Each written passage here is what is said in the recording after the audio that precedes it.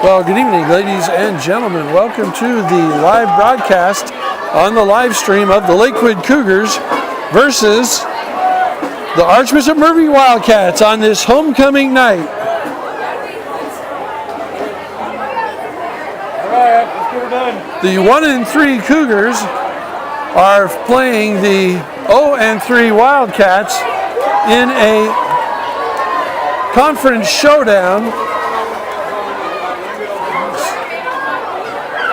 tonight here at Dick Cardinal Stadium. It's a beautiful night for football, and we're going to have the captains meeting at midfield right now for the opening kickoff.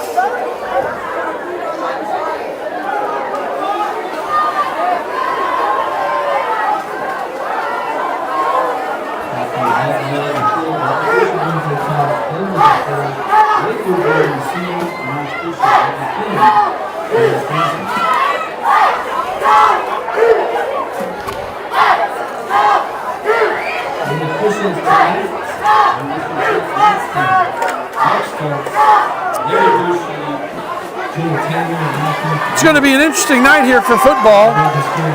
I've been in this district around high school football for more than 15 years, and I have never seen an Archbishop Lakewood game with less fanfare in terms of records or what's on the line. These two teams are usually meeting late in the year with a playoff berth on the line, and these now we're just scrambling for wins to maybe get back into an opportunity to get into a playoff hunt, as neither one of them have a league win at this time. Good night, good evening, everybody. Dale Leach here on the call. Thanks to Ball Deep Singh, we are on a little bit late, not because of Ball Deep, but thanks to Ball Deep for getting us on. Had a little technology glitch, and he helped us out on the backside as always. The ever-present Ball Deep Singh helping us out, and we were grateful for him for allowing us to bring you those pictures for tonight. And that's a short rolling kickoff taken by the up man around the 22. Dances, maybe gets 5 yards. Lakewood's going to take over 1st and 10 with the opening possession of the game.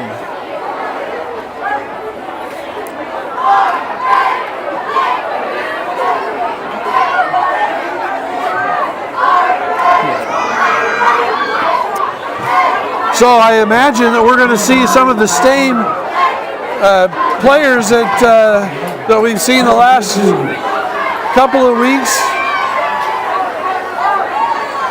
featuring an offense with John Michael Lagore as a running back.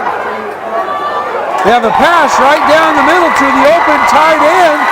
Big game for the Cougars right off the bat. That was low. No, check that. It looks like 28 maybe. 28 or 22. That was Nash Espy with the completion.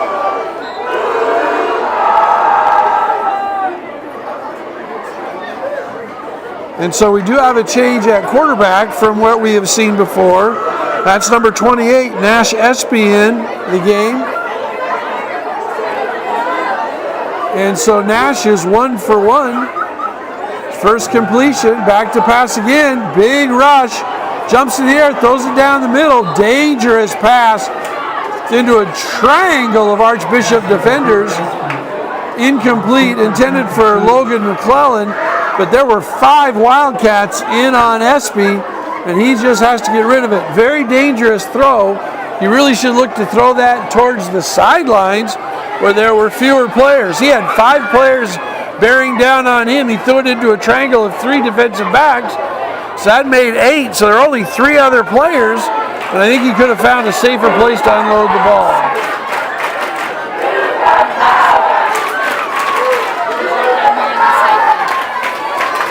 So give around the end. That's Ben Nuss, slips the tackle, ducks under, keeps going, driving down inside the 20 to the 15. Give Nuss a 25-yard carry on the jet sweep. Nice blocking, good hard running, and then got a little shifty at the end, ducked under some tackles. Good for another 4 or 5 yards. Cougars with a big drive underway. We see Nash Espy as the starting quarterback. I see Evan Stacy, who has been the starting quarterback. He's in street clothes on the sideline, so we won't see him tonight. And that's John Michael Agor around the left side. Oh, John.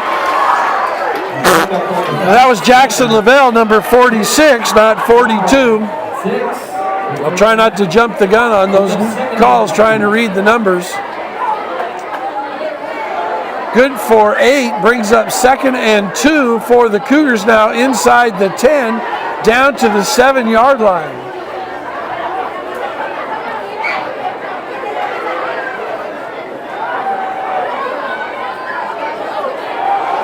Espy fakes, goes up the middle, gets 1, maybe a 1.5, short of the first down.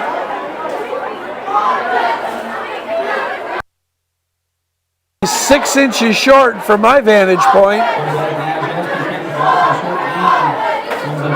So ball right on the 6-yard line, 3rd and 1 now. Espy in the shotgun, pistol formation, actually not shotgun.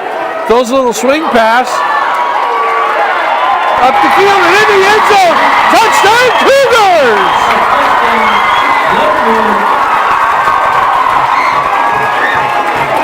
Nash Espy with a little swing pass to his running back. I believe that was Jackson Lavelle again, who took it, did some tough running inside, and put it in the end zone.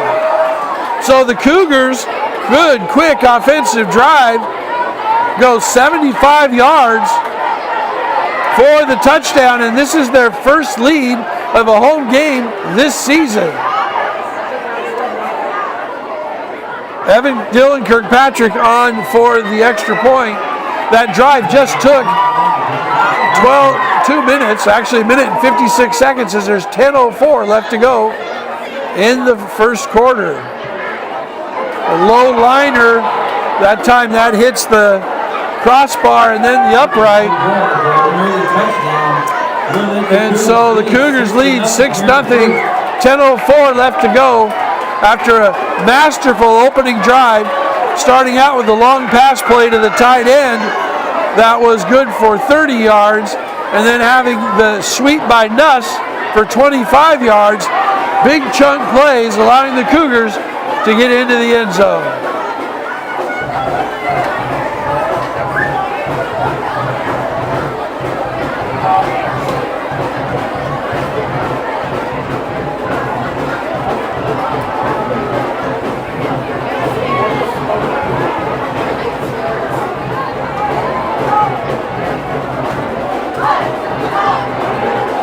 Both of these teams have given up a lot of points this year in the 3 home games, or the 2 home games we've done. Both of them, the Cougars allowed more than 40 points. They also allowed more than 40 points to Anacortes last week in a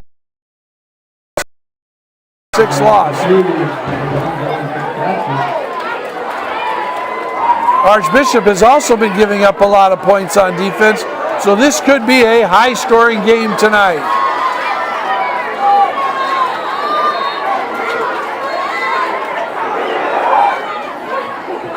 Kirkpatrick with the squibber, bounces off an Archbishop Uffback, but picked up.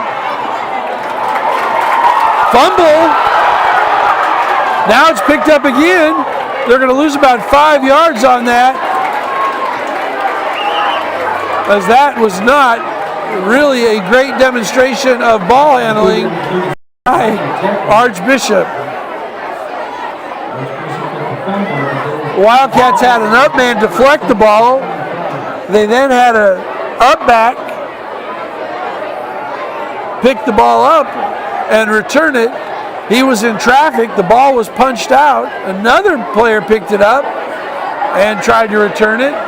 The net result was about a 5-yard kickoff return, but they lost 5 yards on that fumble.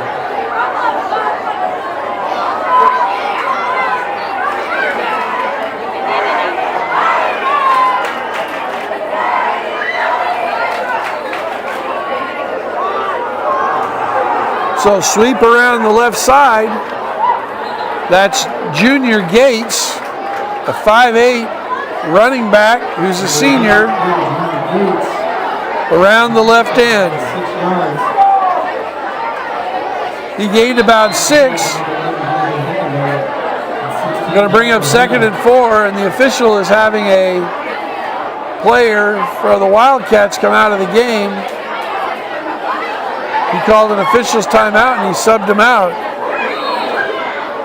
So that's going to bring Kai Lewis into the game at quarterback. It looks like the starting quarterback, Henry Gabels, was just taken out. Straight ahead give. A lot of power running, pile moving. Going to be marked at the 29. It's going to bring up 3rd and 1 for the Wildcats. Running back was stopped up in the middle there.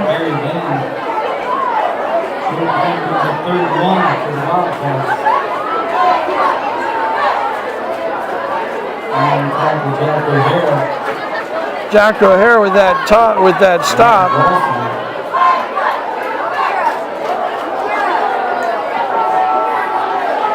So 3rd and 1, shotgun, give up the middle. This looks like Gates again. He stutter steps, he's weaving, he's got some yards, and he gets about 15 yards on that carry. That's good for a first down. 14 yards out to the 48-yard line.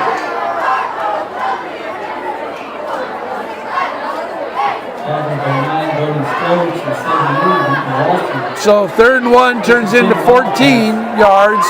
Bringing up the 1st and 10 for the Wildcats.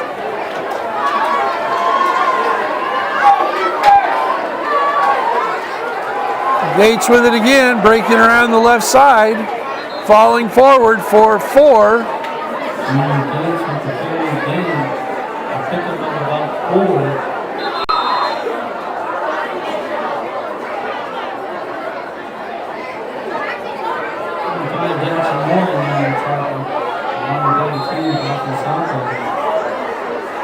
Wildcats driving on their first offensive possession. Under 8 minutes now to go in the first quarter. They moved the ball from their own 25 just to the other side of midfield.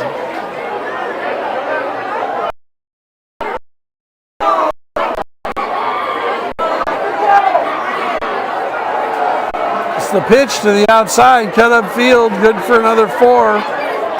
Out to the 45-yard line of the Cougars. It's going to bring up 3rd and 3.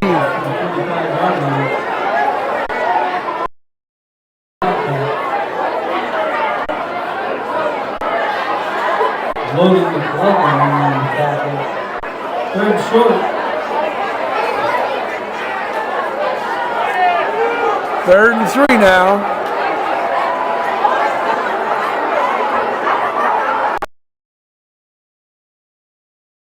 And for a good gain.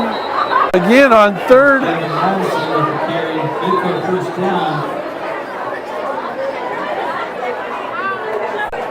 That's Jevin Madison. But there's a flag on the play thrown at the 40-yard line. So that might be coming back. And the Wildcats are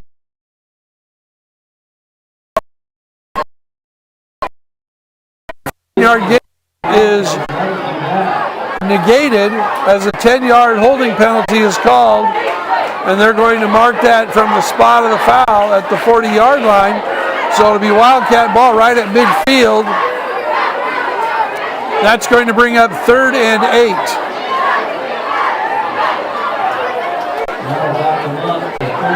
Big penalty on the Wildcats, taking away that. It's about a 25-yard difference, a 15-yard gain, and then an 8-yard loss on the penalty. Oh, Cougars jump off sides. Just too anxious. It's unfortunate because instead of now being 3rd and 8, it's going to be 3rd and 3, which is exactly where we were prior to the 2 penalties.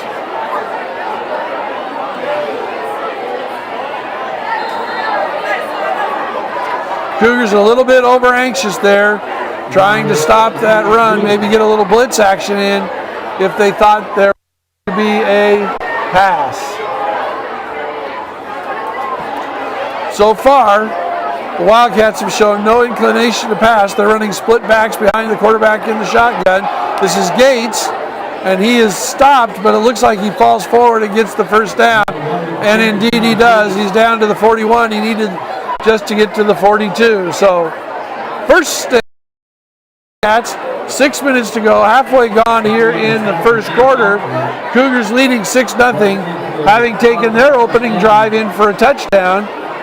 The Wildcats are trying to answer with their drive. They've had the ball now for 4 minutes and have gained about 25 yards. They're ground and pounding. There's Gates on the left side again.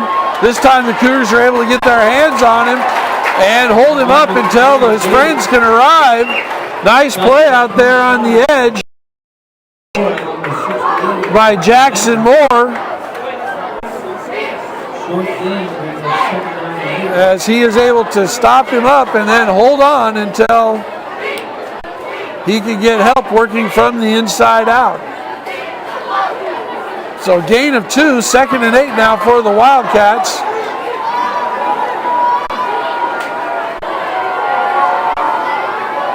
Around the right side this time, and that's upfield, good for 9 to the 31-yard line. That's going to be a first down.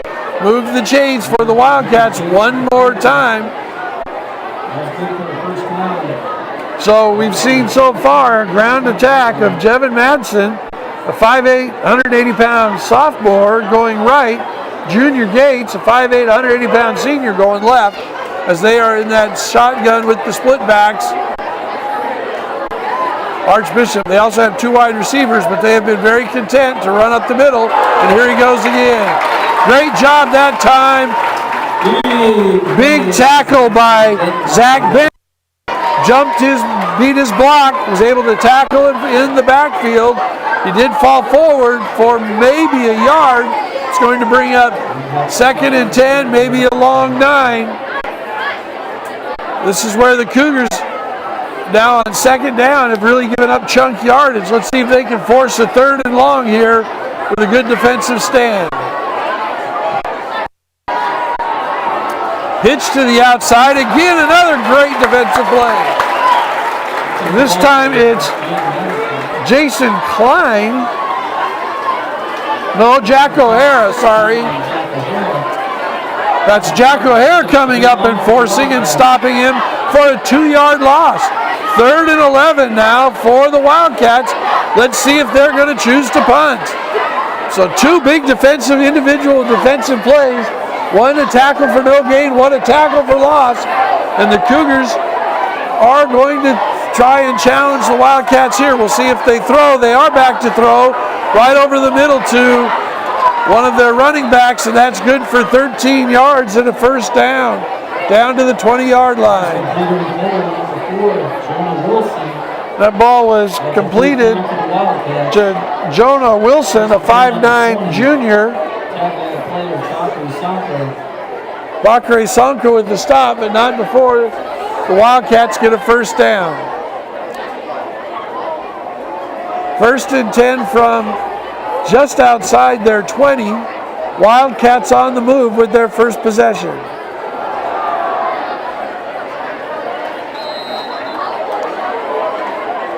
It's a 5-yard gain, bringing up 2nd and 5.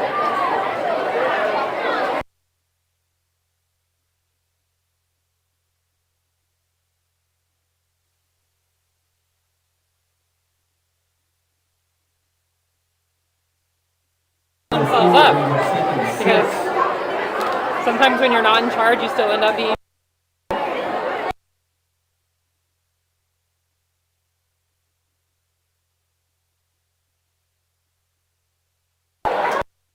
It's 11 seconds left to go in the first quarter.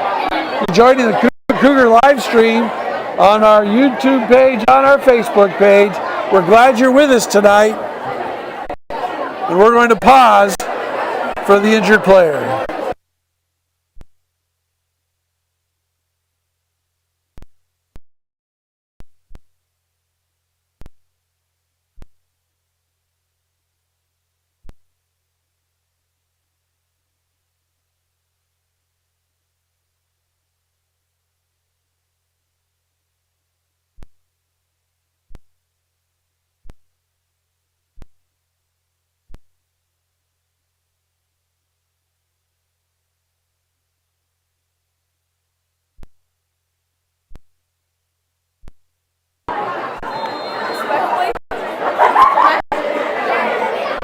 So 3rd and 5.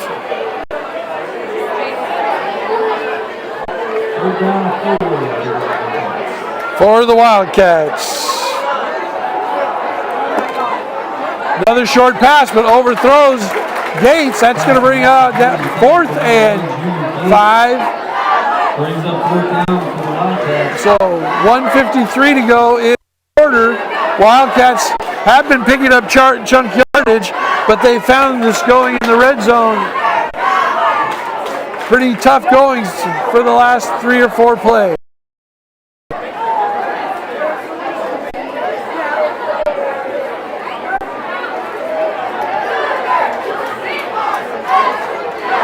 All right, fans, 4th down 4, time to get loud. So Cougars need to be careful not to jump off sides. They don't. Back to pass. Quarterback's being flushed. He is sacked. A 15-yard loss. Big play by the Cougar defense. Zach Benton was the first one there as he chased the quarterback. Henry Gablis. No, check that.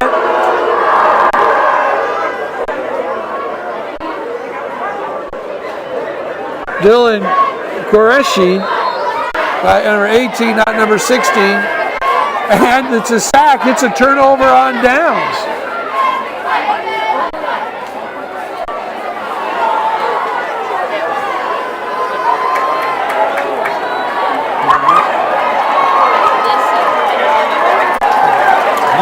Sonko around the end. That's Bakri. Good for another Cougar. 1st down. That's Bakri Sonko with a big gain. We're going to give him 18 on that carry, and he's out almost to midfield. So Cougars getting chunk yardage. 1:41 left to go in the first quarter.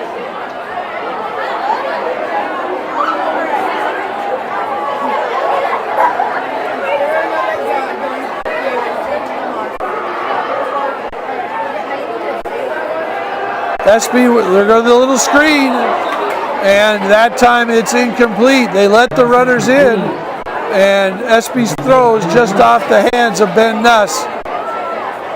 Maybe that was better. That was incomplete. Nuss was about 5 yards behind the line of scrimmage, and there were a whole bunch of Wildcats there. You would have had to do some tough running just to get back to the line of scrimmage.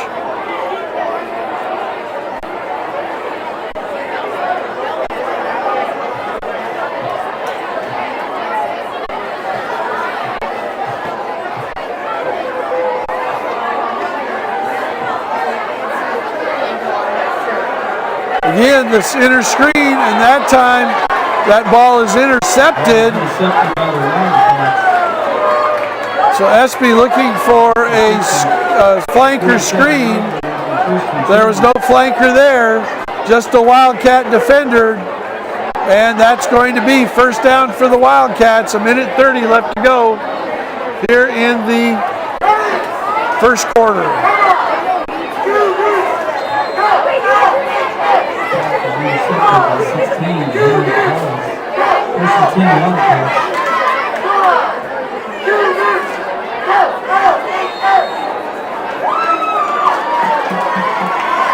To Gates up the middle, good for 4.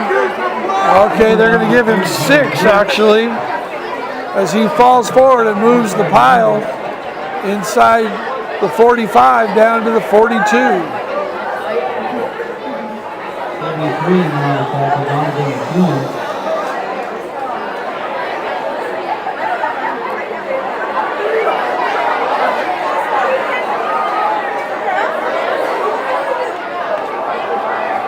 Gates again around the outside, picking his way, but this time he stopped for a very short gain. Number 1, Junior Gates. We'll see where they spot it. I think they're going to spot it about the 41. So we're going to call that a gain of 1. So it's 3rd and 5. 44 seconds left to go in the quarter. Nice crowd on hand tonight for the Cougars homecoming. Beautiful night for football. Sun is just setting. Flag is limp. as the Wildcats will snap the ball. Hand off to Gates again, picking his way behind his offensive line. And he picks up 7, good for a first down to the Cougar 35. So Junior Gates tucking in behind those big offensive linemen. Look for a first down. First and 10 on the The Archbishop Murphy line features Inoke Pomale, who's 6'2", 345-pound ninth grader. And Zamion Miles Guilford, a 6'3", 310-pound tackle, junior tackle. And Spencer Locke, a 6'5", 275-pound lineman. So, and then the center is Captain Isaiah Smith, who is 6'2", 315 pounds. So 4 300-pounders and a 275-pounder on that offensive line. And Junior Gates has just been tucking up underneath it and getting good yardage. They haven't moved laterally as well, and that's been a result of the Cougars' sack, as well as some of the plays that have been tackles for loss, and the Cougars have been able to play from the outside in. End of the first quarter, 1 minute between quarters, Cougs up 6-0, 12 minutes on the clock. We'll be back, 30 seconds.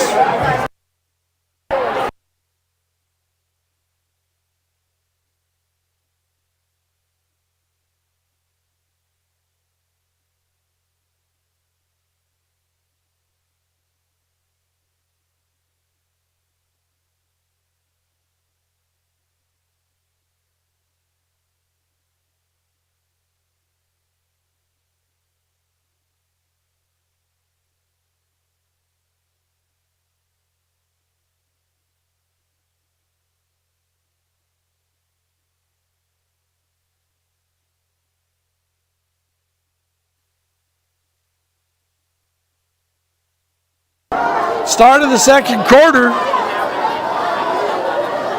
Again, we're coming outside.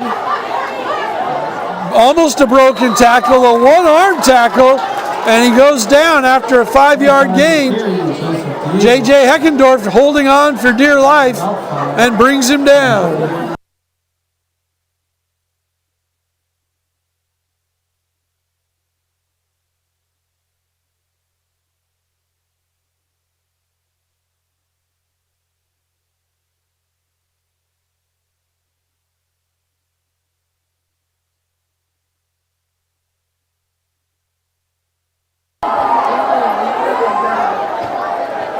Give straight ahead.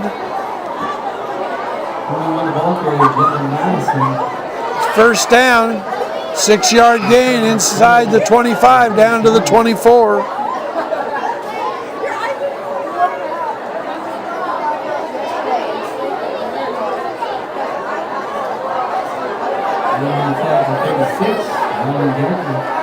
First and 10 Wildcats.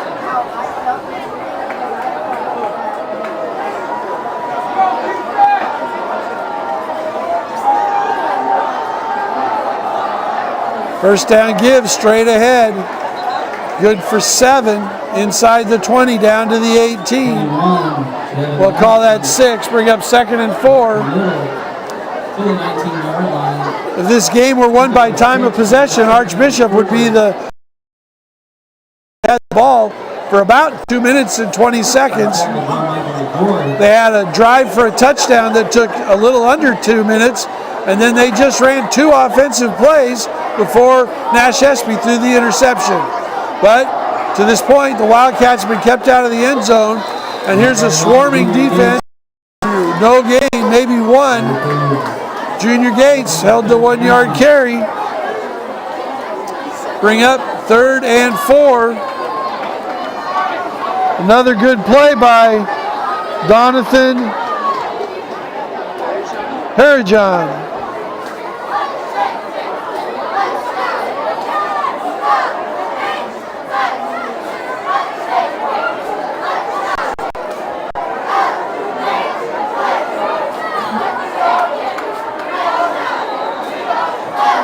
Well, there's movement. We'll see who they call it on. Archbishop and the Cougars are both pointing at each other, saying it was them. But I think it was on the Cougars, yes. And the official confirms that. So the second big penalty on the Cougars, giving the Wildcats a better field position. This one good for a first down. The first one took away a third and long. So now the ball's inside the 15 at the 13-yard line. 1st and 10 for the Wildcats. Looked like the running back got a head start, but no flag on the play.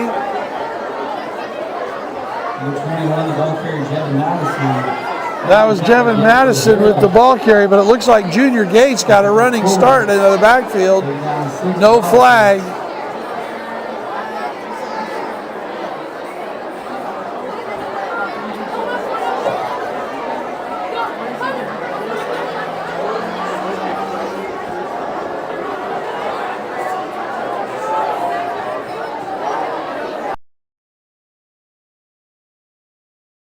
And he's down at the 1.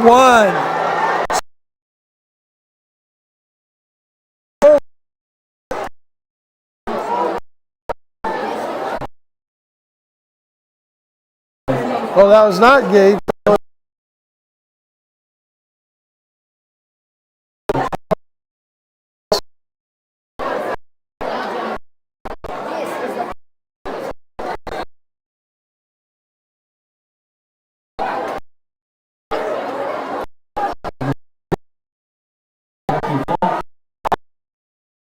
Through the shoulders, just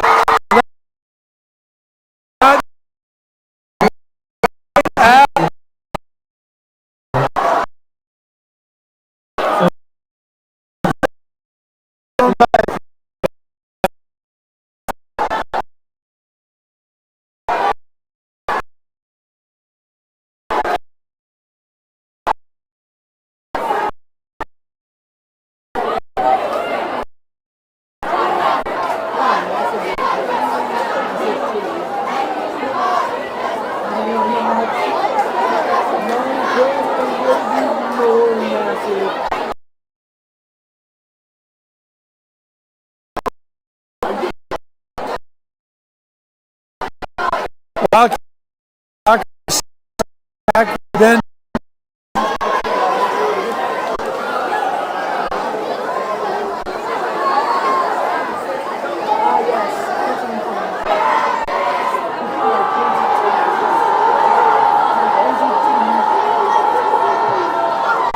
again the squibber fallen on by the upback, and Cougars recover at the 31-yard line.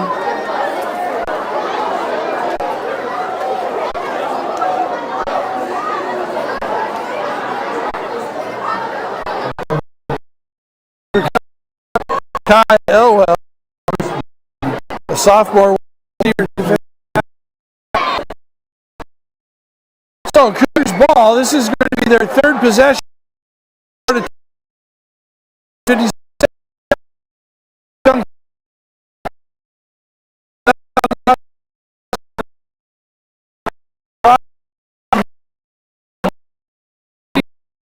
Gives straight up the middle, bounces to the outside.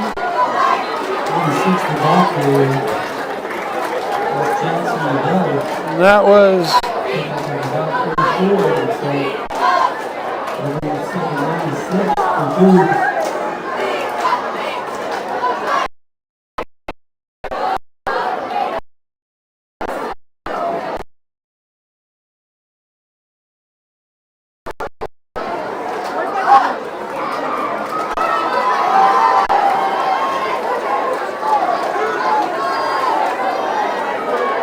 so gain of 4.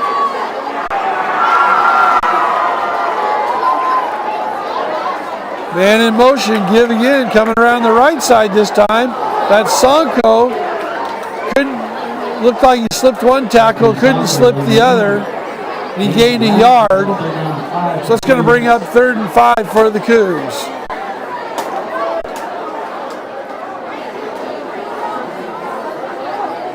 That Archbishop defensive line is anchored by the 6'2", 15-pound nose guard, Isaiah Smith.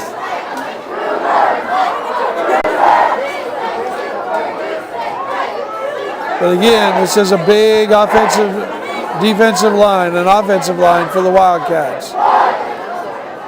Give to McClellan. He's looking to throw.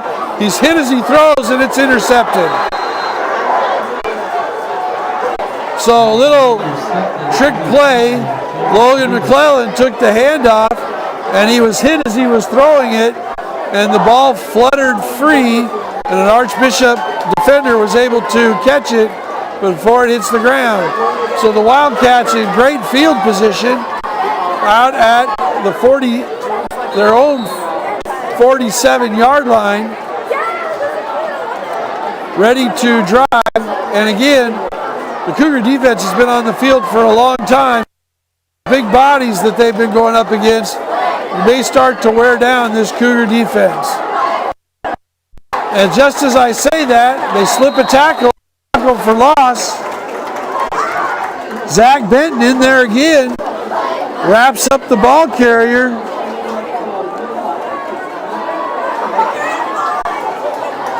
And it's going to call it no gain. They're going to 26, Ryan Taker.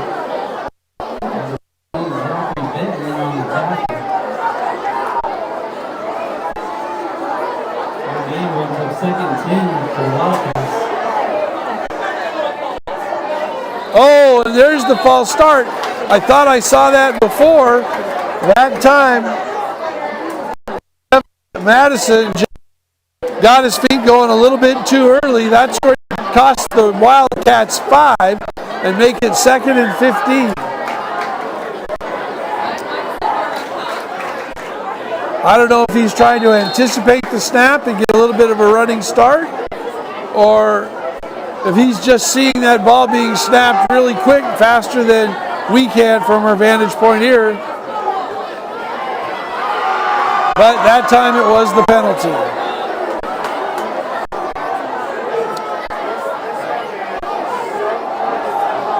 Stopped right at midfield and right around his ankles.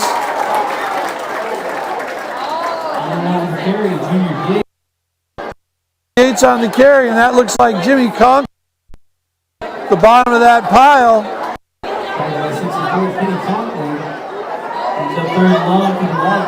That's going to be a short gain of 1. That's going to bring up 3rd and 15.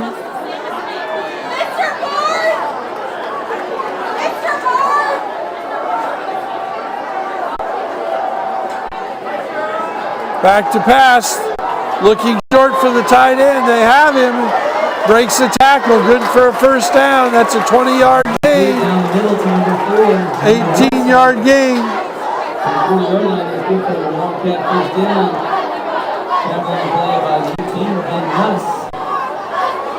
Ben Nuss on the tackle, but it's a good throw from Kai Lewis.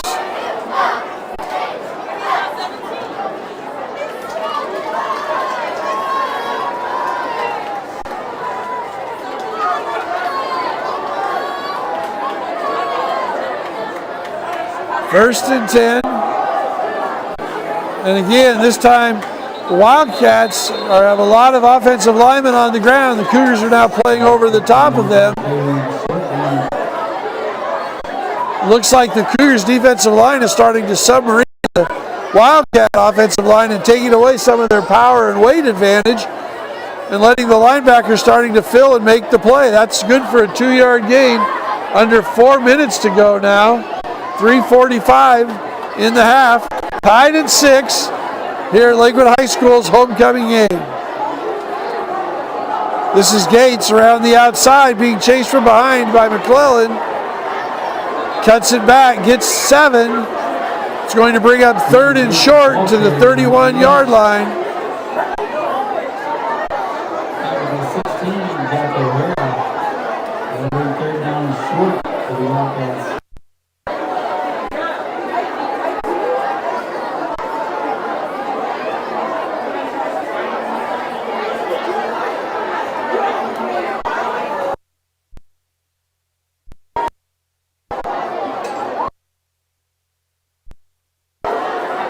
So 3rd and less than 1. Give ahead to Gates, stuffs his feet, does not keeps fighting. Does not look like he made it. Great swarming defense by the Cougars. And they're going to, he's actually going to lose a one. That's going to bring up 4th and 2. Gates, who just went for 7 on the previous play, it's going to bring up a 4th and 2 on the 32-yard line. 2.5 minutes to go in the first half.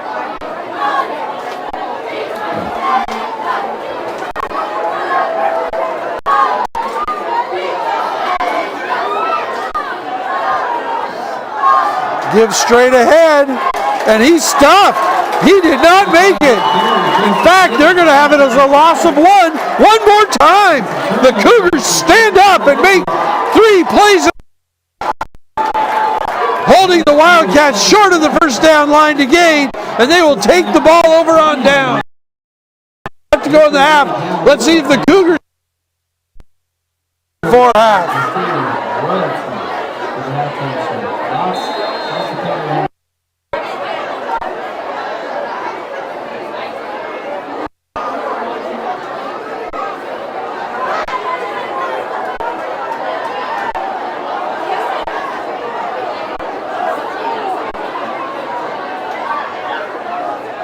Espy back to pass. He has a screen.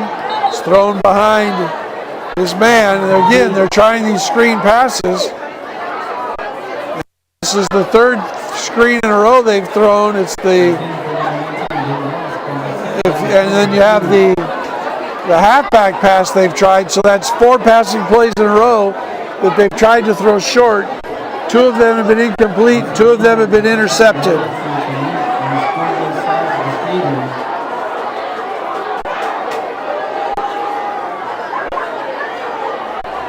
Espy back to pass again, spins out of trouble, being chased down the right sideline, floats one long, that's pass interference. And there's the flag. So he floats it to Ben Nuss, the ball hung up in the air, and the defensive back, Joseph Davis, just ran into Nuss and very clearly interfered with him. So pass interference on the Wildcats.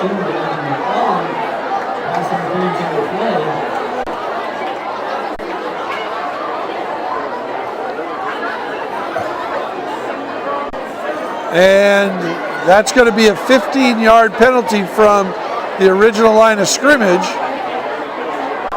So they were backing up to where it was going to be a spot foul. This, in the pros, it's a spot foul, both in college and in high school. The penalty is 15 yards.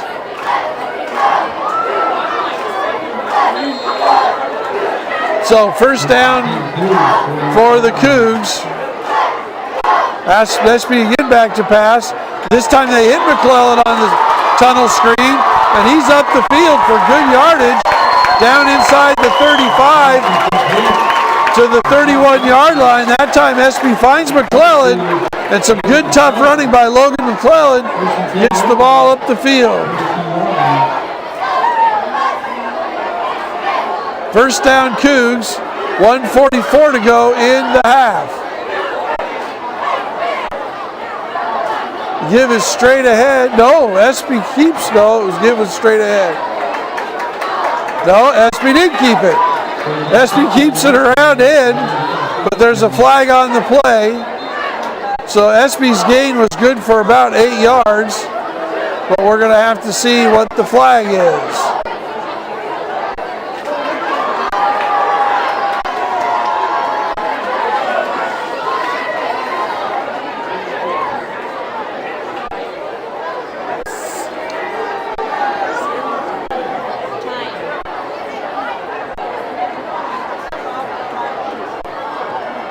So 1:26 left to go, and the call is holding against the Cougars. So that's going to bring up 1st and 18. Big loss as they're trying to get into field goal range, as the ball is all the way back at their 40-yard line down.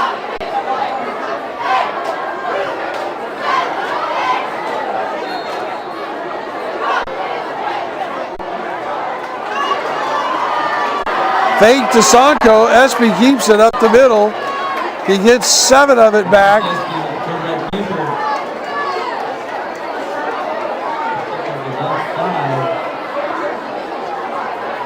So that will bring up 2nd and long, about 12 to go. Clock running, about a minute to go. Heavy pressure, thrown short. That was knocked away. Pass was intended for Jackson Lavelle. Knocked away, incomplete.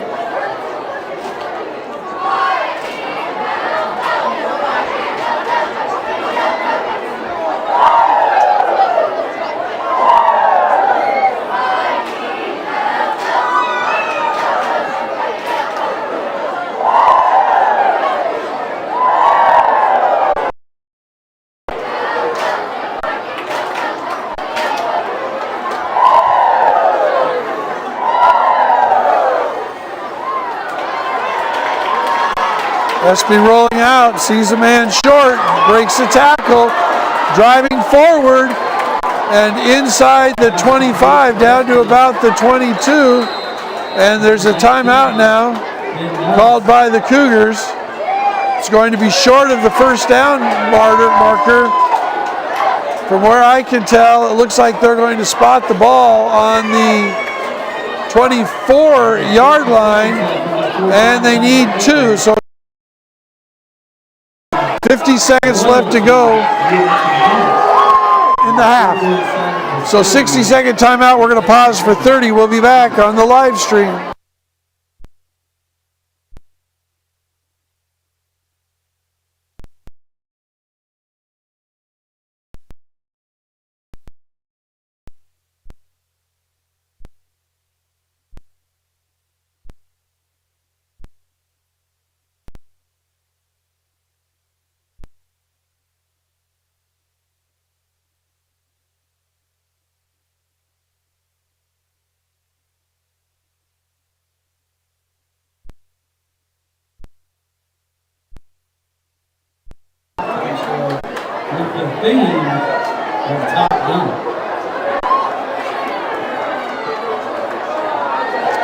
So a big play for the Cougars offense, 4th and 2, and now Archbishop calls timeout.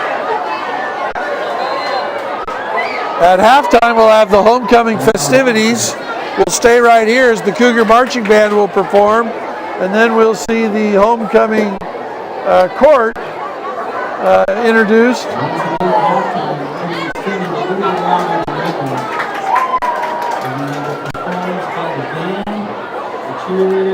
Cheerleaders will also be performing.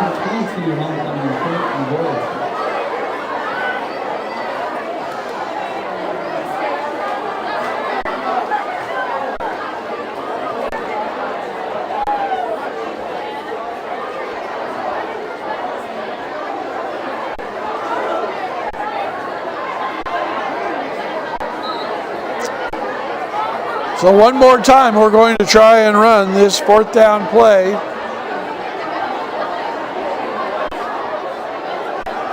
Espy's in the pistol with Jackson Lavelle as his running back.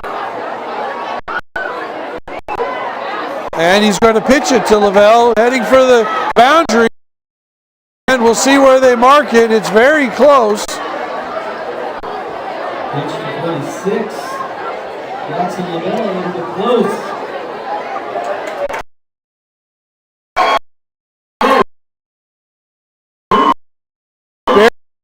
Sticks. First down Cougs, 44 seconds left to go.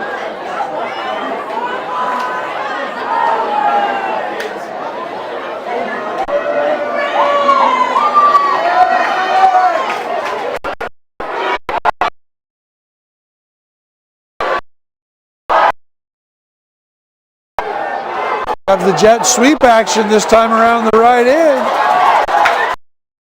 The 50 down to the 10. Ben Nuss down to the 10-yard line. First down Cougars. It looks like it'll be 1st and goal, and that's a timeout for the Cougars as Dan Teeter stops the clock with 33 seconds left to go in the half.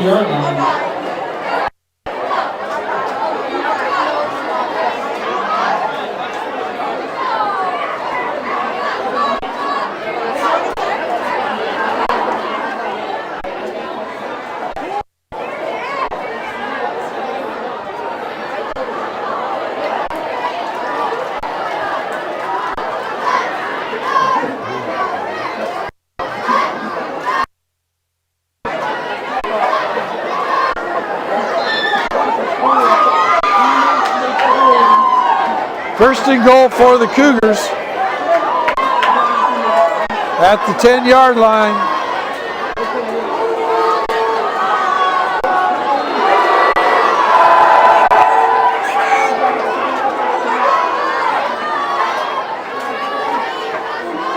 Espy back to pass again. The tunnel screen to Nuss. Cuts back, finds the end zone. Touchdown, Cougars! Van Nuss for Nash Espy on the tunnel screen. And Nuss is in for the touchdown. And the Cougars retake the lead at 12-6. Now see if they're going to go for two or if they're going to kick the extra point. Dylan Kirkpatrick is on for an extra point. Out of the hold of Logan McClellan.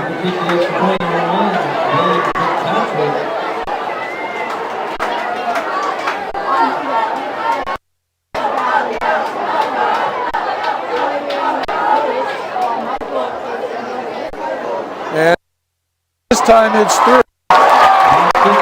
So with 30 seconds left to go,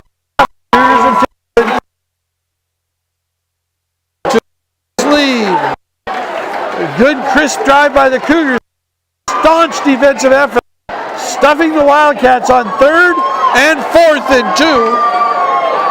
And then driving the field in about 2 minutes and 30 seconds and putting it in the end zone. The Cougar offense has not had a lot of possession tonight. They've only had the ball 4 times. They've thrown 2 interceptions, and they have 2 touchdown drives. But their touchdown drives have been quick. Archbishop has had the ball much, much longer, but they only have the 1 touchdown to show for it. They've been stopped twice on 4th down by the Cougars with great defensive effort.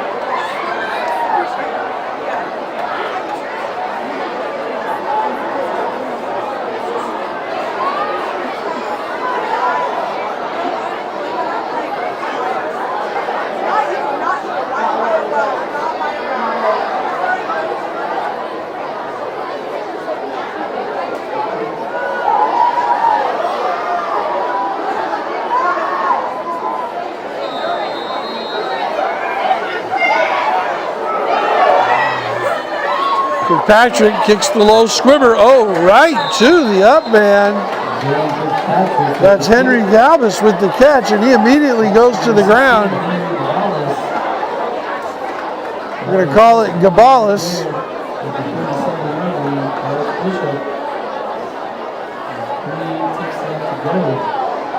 So the Wildcats will take over.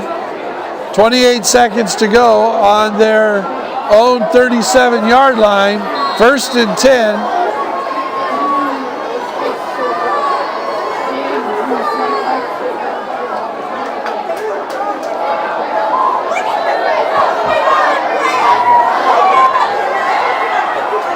Back to pass, just throwing it long and high and short.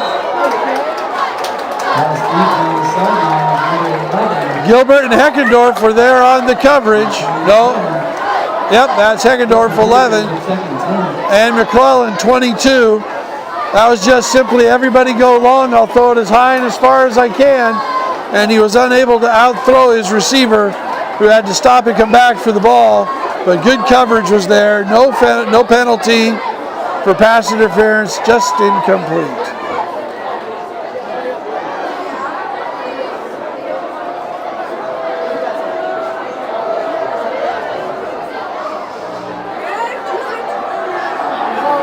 This is a little shovel pass. It's more of a drop-off, dump-off screen pass, good for 8 yards. And he is out of bounds. It'll stop the clock. It's going to bring up 3rd and 1. Jack O'Hara forced him out. 14 seconds to go in the half.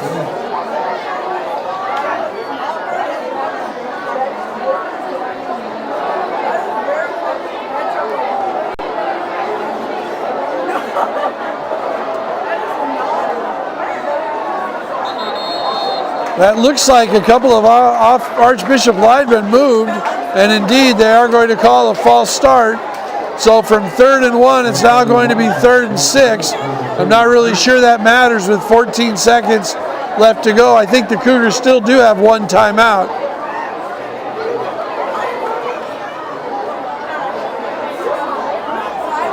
So they might be able to, if they get the ball out on the turnover of downs, might be able to run a play.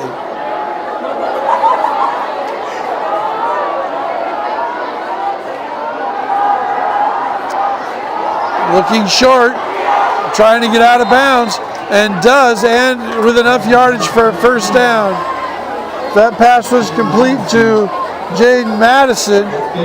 It's good for a first down, stops the clock by getting out of bounds, and with 8 seconds left, Archbishop will have the ball on their own 48-yard line.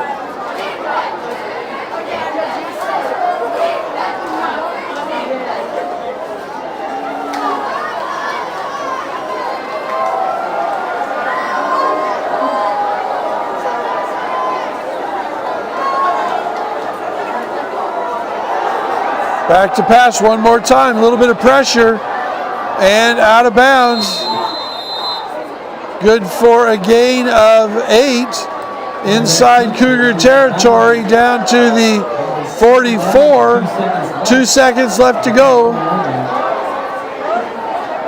And this will be the last play of the half.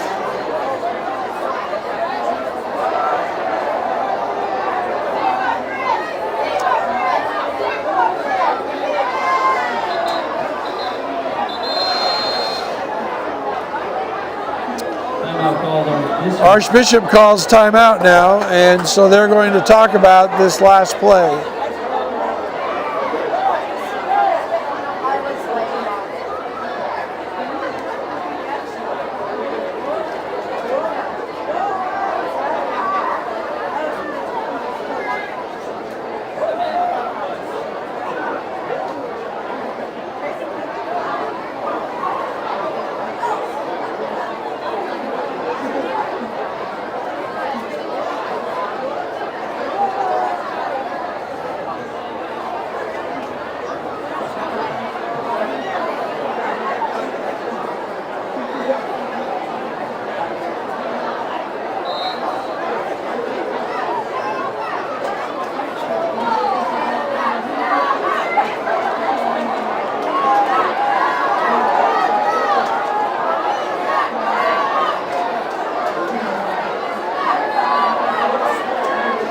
Cougars now with 7 defensive backs in the game, 1 linebacker and 3 down linemen. And this will be the last play of the half. The Cougar defensive backs are 20 yards off the line of scrimmage.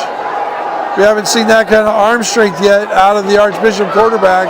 Jumps in the air and throws it, and it's missed by everyone. Looks like a couple of Cougars were in position to intercept it, as well as the Archbishop player was in position to catch it.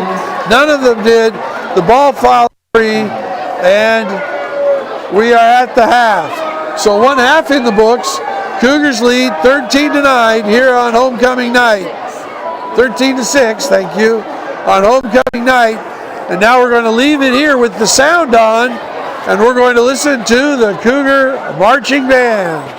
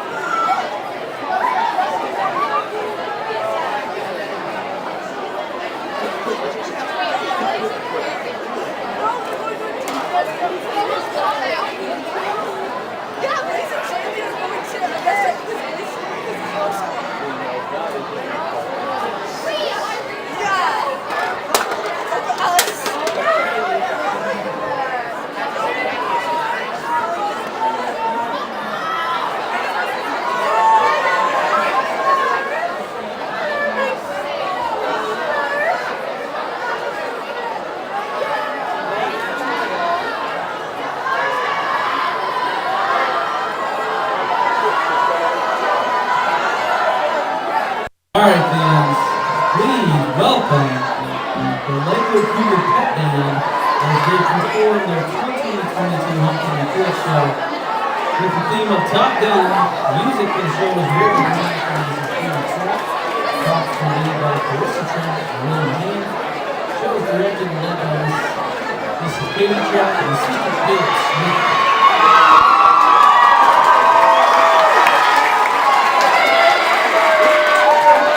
Tonight's show will feature Leah Sandoval on bass guitar and Chris Tregging on electric guitar. Drum majors, is your band ready?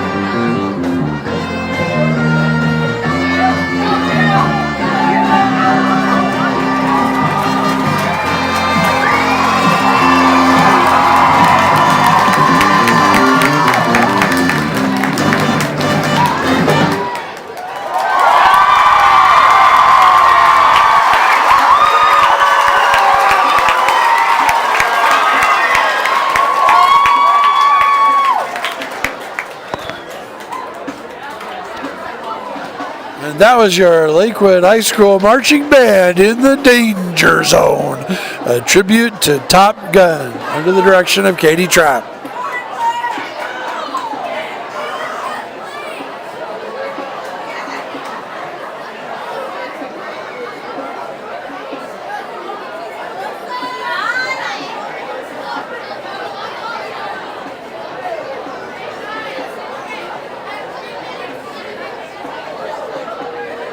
Alright, fans, that was an amazing job. One more round of applause. Lakewood Cougars pep band. And this is Katie Trapp. Nice job, guys. And just remember, there's two words. And that's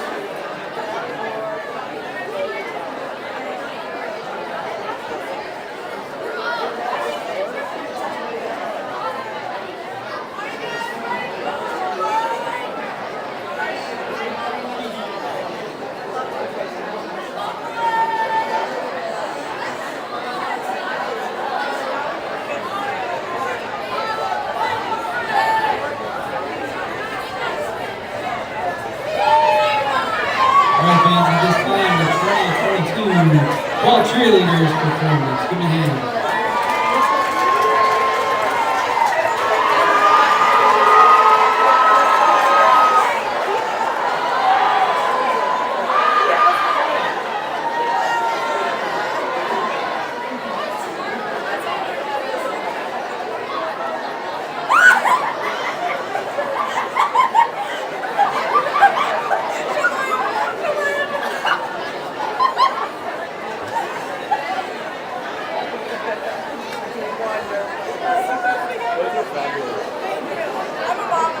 Alright, cheerleaders, take the field.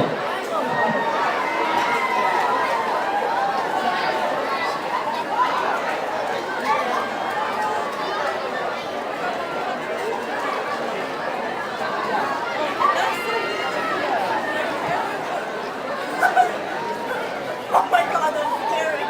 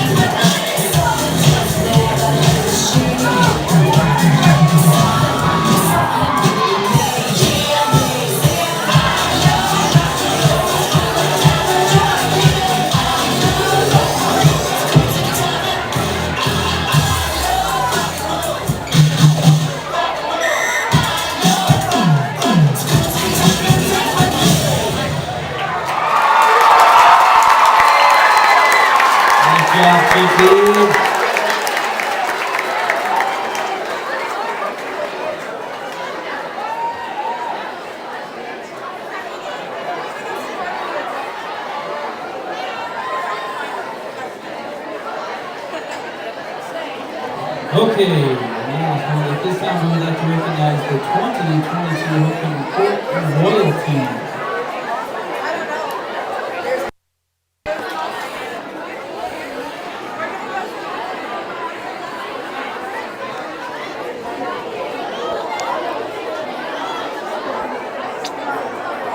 So we have the homecoming royalty now that's going to be announced.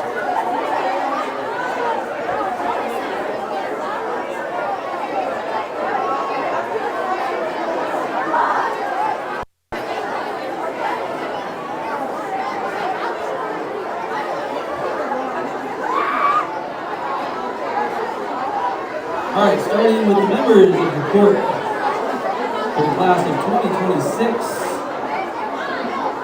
First up is Liana Rivera. So starting with the class of 2026 is Leilana Rivera and Lucas Alva. See them saying, She's a member of the volleyball basketball team. She's escorted tonight by Lucas Alva. Lucas is the son of Andrea and Andrew Pinter. who looks forward to joining Lakewood High School Wrestling Squad. And Leon Rivera and Lucas Allen. Lucas is not there tonight, so just Leona. Members of the court for the class of 2025, we have Nikki Blodgett. So 2025 Nikki is the daughter is Nikki Blodgett. She's a proud member of the softball team. And escorting her tonight is Nash Espy.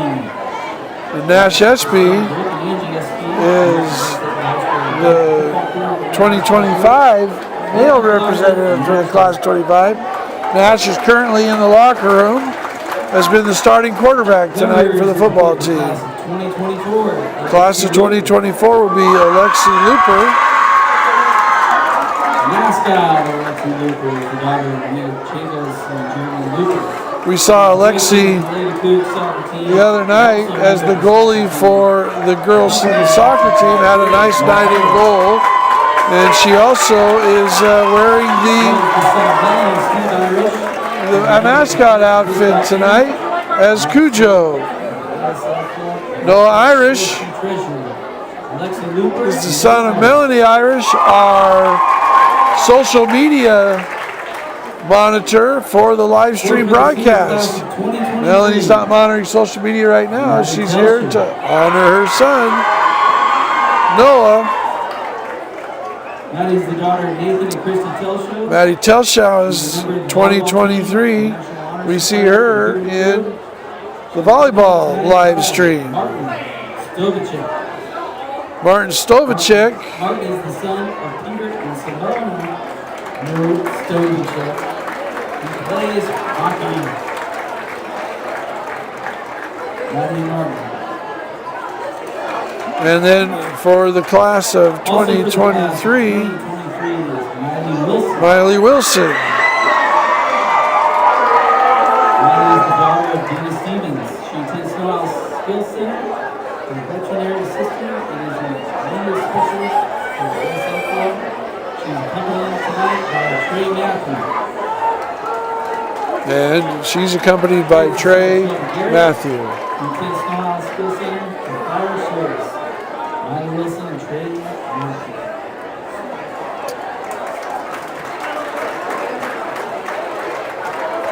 And now for the 2022 home. So that was the court, and now the royalty. 2026 is Rylan Harrison. Rylan is the daughter of Julie Trevor Harrison. She's a member of the Lakewood High School volleyball, basketball, and softball team. Joining Rylan tonight is Mr. Gabe Farr. Rylan is accompanied by Gabe Farr. Gabe is the son of Courtney and Shane Farr. He's a member of the football, basketball, and track team at Lakewood High School. Rylan Harrison, Gabe Farr, class of 2026. The class of 2025, Megan Omlin. The class of 2025, Megan Omlin, and she'll be accomplished by Bakare Sanko. As well as an officer of the ASL Club and performs the Swing Beat with Swing Beat, Lakewood High School's award-winning performance choir.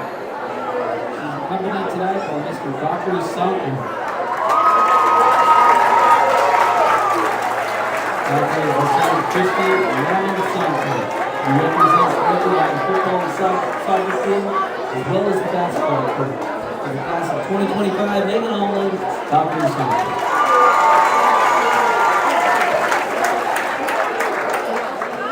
Class of 2024, Crystal Raymond. And now the class of 2024 is Crystal Raymond. Crystal Raymond. She's a member of the soccer, basketball, and softball team at Lakewood High. She's accompanied tonight by Mr. Dylan Kirkpatrick. She's accompanied by Lakewood High School football player Dylan Kirkpatrick. Dylan is a member of the Lakewood High School football, basketball, and golf team. For the class of 2024, Crystal Raymond, Dylan Kirkpatrick.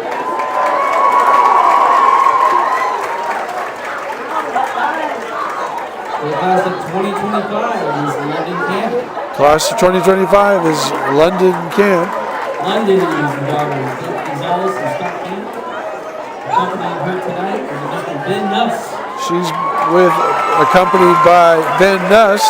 We've seen Ben tonight on the football field. Had a couple of big carries.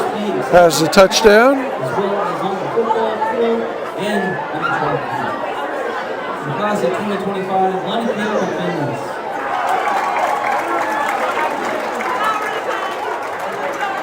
And last, but certainly not least, the 2022 Lakewood High School Homecoming Monarchs. The homecoming Monarchs are Sophie Klingman. Sophie is the daughter of Andrea Klingman. She's a member of the Lakewood High School soccer team and Cougar coach.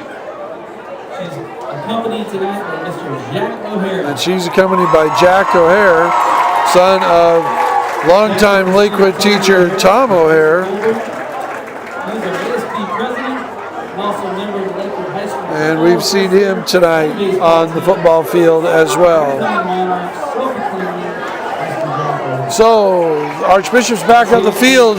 Lakewood's back out warming up. We're going to pause right here, and we'll be back with the opening second half kickoff.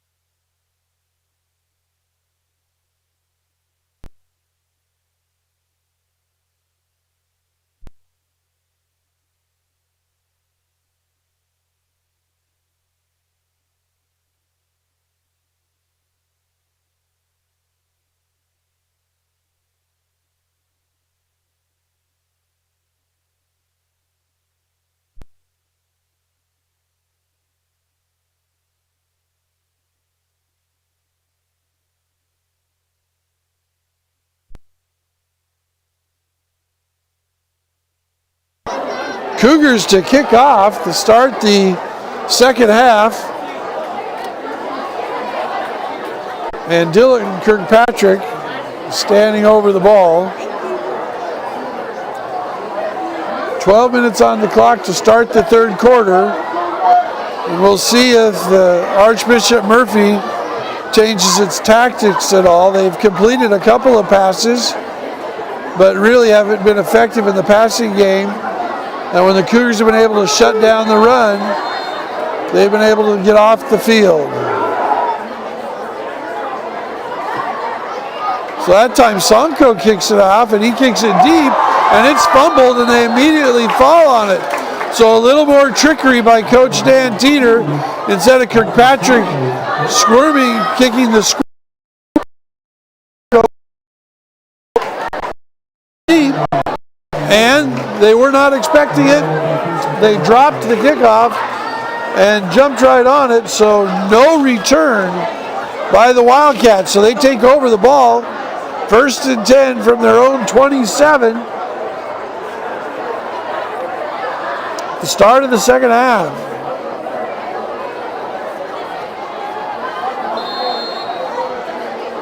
Again, the two running backs flanking the quarterback, and this is Gates, who we got a heavy dose of in the first half. Runs over left tackle. Cougs are there. They hold him to a 3-yard gain. Gates has had a lot of 3-yard gains tonight, and then he's popped one out for 8, 9, 10, 15 yards.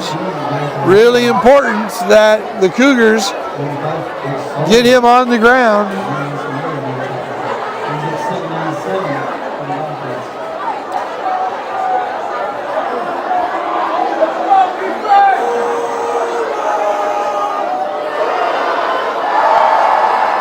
This is an option now pitch. Quarterback keeps, and he's tackled short of the line to gain.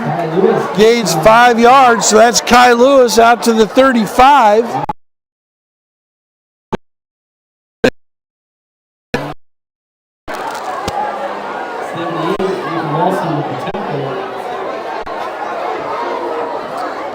Ben Duss with the tackle.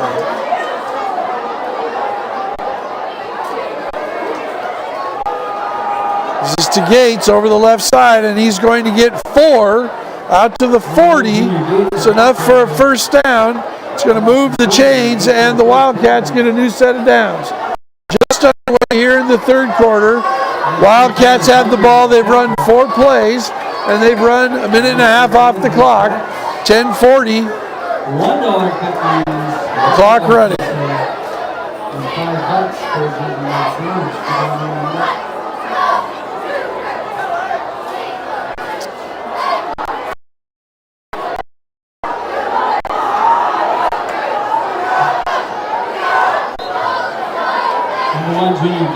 That's Gates again. He gets about 7 this time as he dances and skips his way around the right end.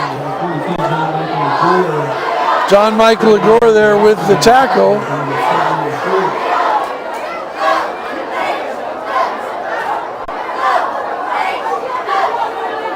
So it looked like might be a very high-scoring offensive game has kind of turned into a slugfest here, with the Wildcats just running the ball at will until territory where their drives stall, except for the one touchdown that they did have. That ball was good for a first run, was good for a first down. Ben Nuss on the tackle inside Cougar territory to the 48.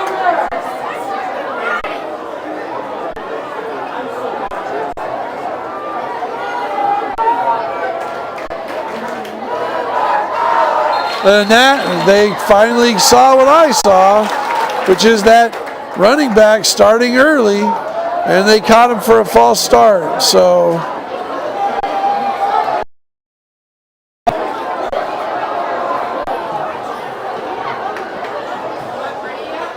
that carry is around the end by Jevin Madison, and he gains 4. He gets most of the penalty yardage back. It's going to bring up 2nd and 11 back inside 39-yard line. clock factor early in the third quarter. It's certainly not a factor since we're only in a one-score game.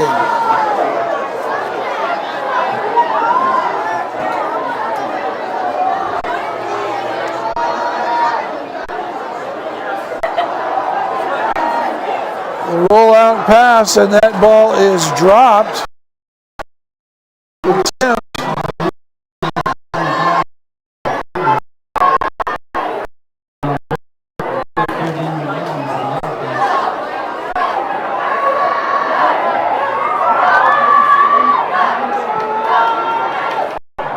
I'm going to say that pass.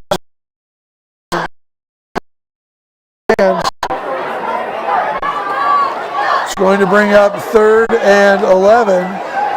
Archbishop tried to roll out and a short pass and see if they can't get some yards after the catch, and it was incomplete. Gives straight ahead and jumping on the back of the Archbishop running back and bringing him down right away. Looked like Lavelle on that tackle. No, they're saying that was number 25, Jackson Moore. That's going to bring up 4th and 10 for the Wildcats. So if the Wildcats punt, this will be the first punt of the game by either team. They are in punt formation. Sunco and McClellan are deep for the Cougars.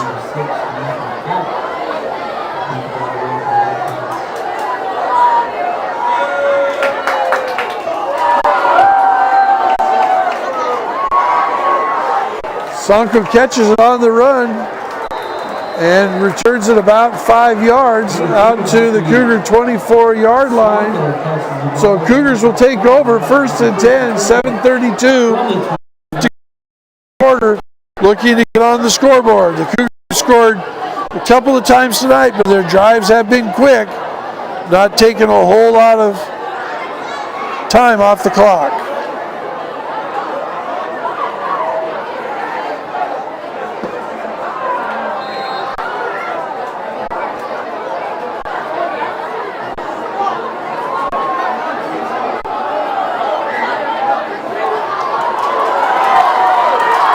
It's a big run.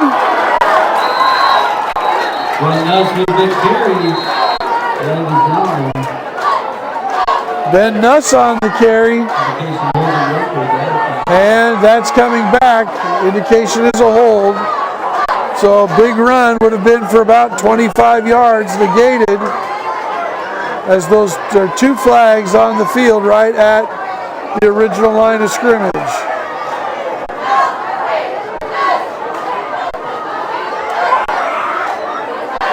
And there's a face mask call on the play, so those penalties offset. So it'll be 1st and 10. We'll do it all over again. Face mask and a hold.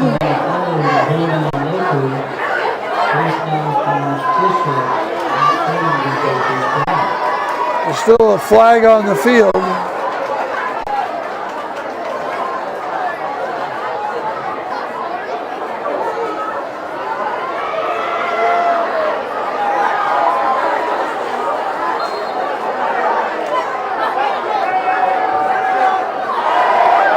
Pistol formation, Espy back to pass, looking for Lavelle in the tunnel screen and just not there.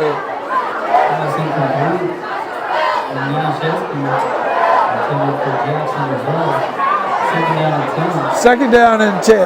Incomplete pass stops the clock at 7:14 to go in the 3rd quarter.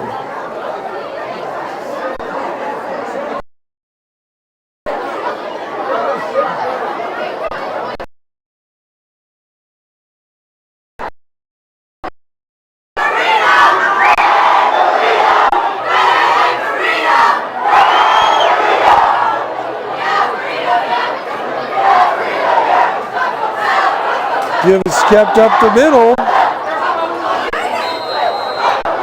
and they're going to mark him down at the 30-yard line. So that's a gain of 6. It's going to bring up 3rd down and 4. Good pickup there, number 43.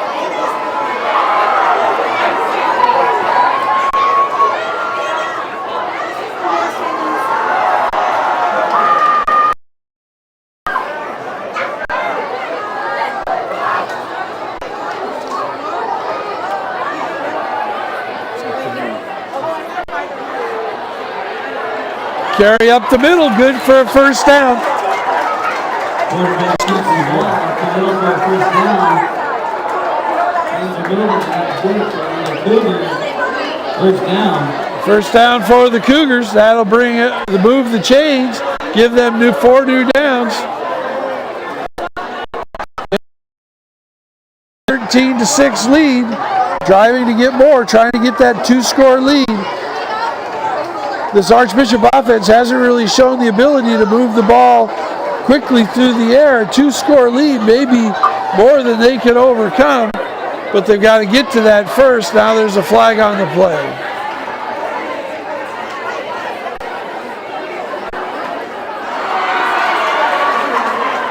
Offsides on the Wildcats. That's going to give the Cougars 5 free yards. Bring up second down and 5, or first down and 5.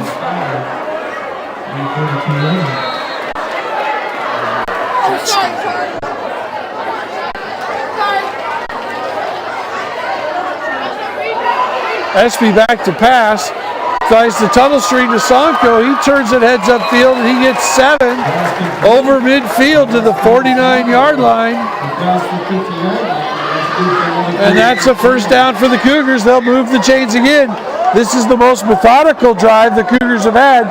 Their one big chunk play by Nuss was called back on a holding call on the Cougars and a face mask penalty on the Wildcats, offsetting penalties on basically the first play of the drive. Sonko and around looking for the block. Skips around for about 2. Going to call 1 yard line, 1 yard gain. So they'll put him down at the 47-yard line. So that'll bring up second and 10.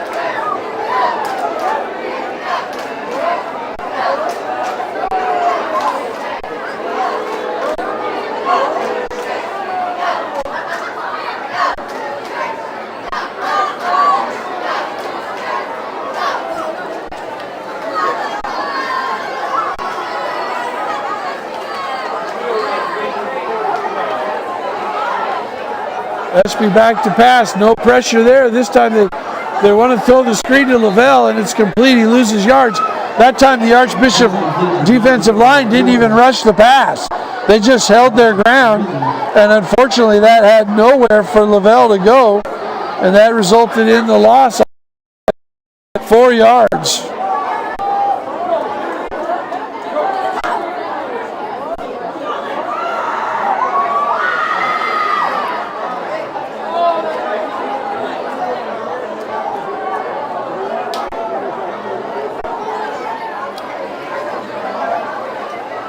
Brings up 3rd and 12 now. Big play on this drive for the Cougars. Back in the sticks.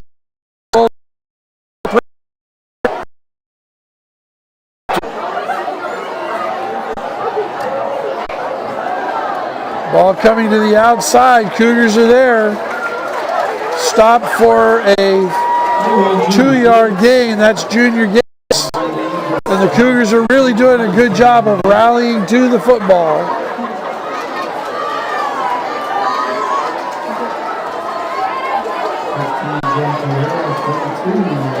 Jack O'Hara in on that tackle.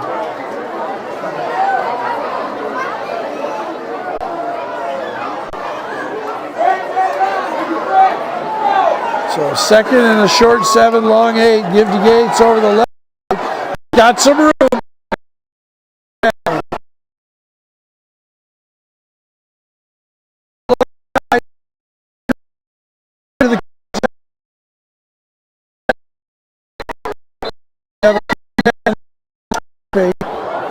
It's one of those funny nights where it's not really warm, but it's not really cold.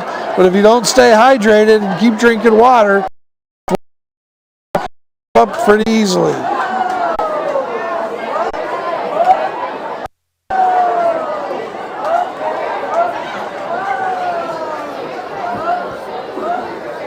So 1:05 to go in the third quarter. We're at an injury timeout.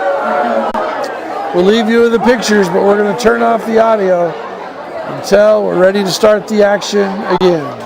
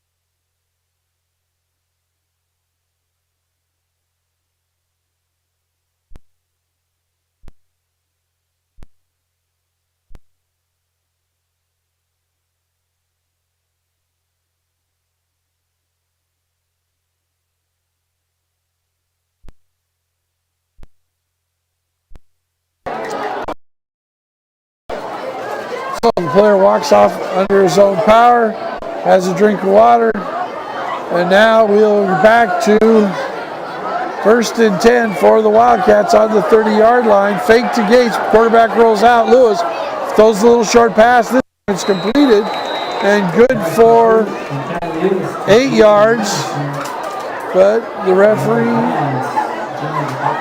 they're just going to stop the clock because he's out of bounds. So no flag on the play. Looked like the referee was stopping the clock for a flag.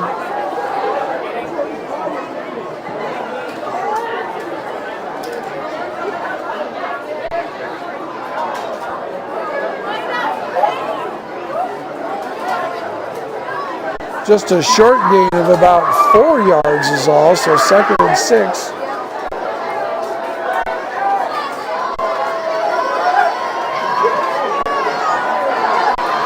And this is Jevin Madison over the left side, good for 5.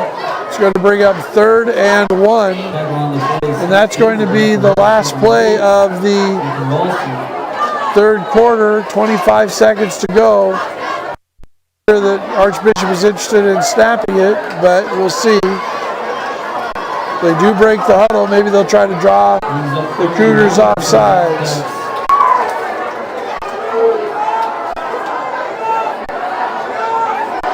They do snap the ball and stop for a short gain, but enough for a first down. That's a 2-yard gain, and that is the end of the third quarter. So the end of 30, it's 13-6 Cougars. No points scored in that quarter, but Archbishop is driving. They're deep in Cougar territory. It's a 1-minute break. We'll be back in 45 to set up the fourth quarter run.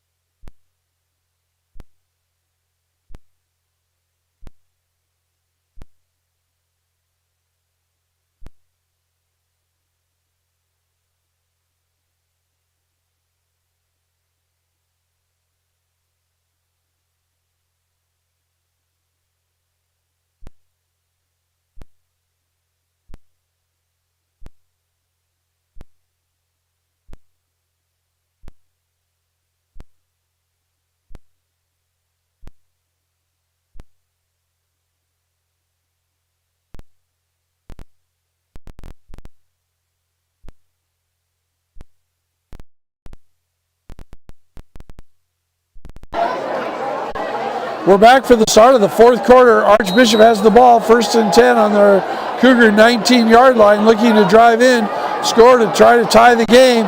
Junior Gates come around the outside, but he is met by McClellan and looks like Legore, and he is tackled for a loss. And there's a holding penalty on the play. So it'll be repeating first down. Cougs will take the penalty yardage. Instead of being 2nd and 12, it's going to be 1st and 20. You would think this kind of penalty really hurts the Wildcats with their methodical ground game, but they have overcome numerous penalties tonight like this and have been able to move the chains, getting 10 or 12 yards on the ground right after the holding penalty. They've also thrown a couple of completed passes right over the middle to their slot back, their wing back. This is around the outside, strung out nicely by the Cougars, and he runs out of bounds after a short game.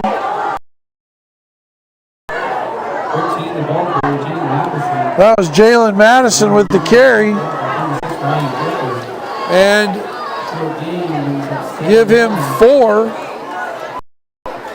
So that will bring up 2nd and 16 from the Wildcat 25, trailing by 7. Fourth quarter just underway, clock running.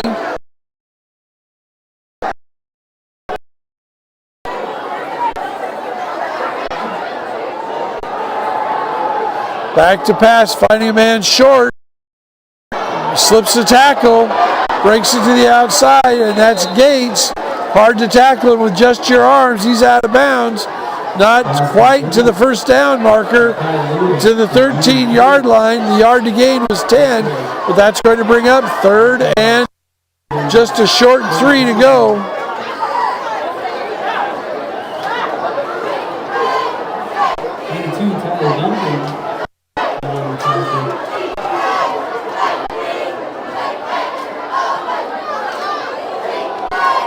Big play for the Cougars here.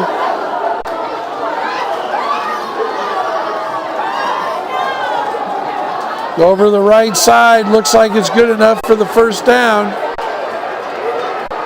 As the pile continues to move, and they're going to stop the play at the 8-yard line. So call that a 6-yard gain.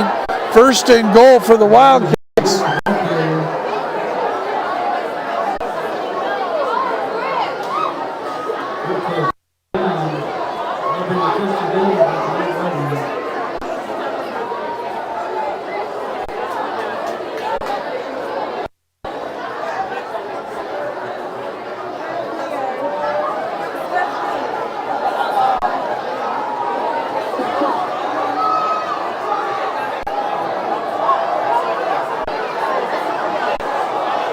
Give up the middle, going nowhere, stuffed by the Cougar defense. Going to officially call that no gain. Madison at the middle. Almost there. He's up 7 for the Wildcats.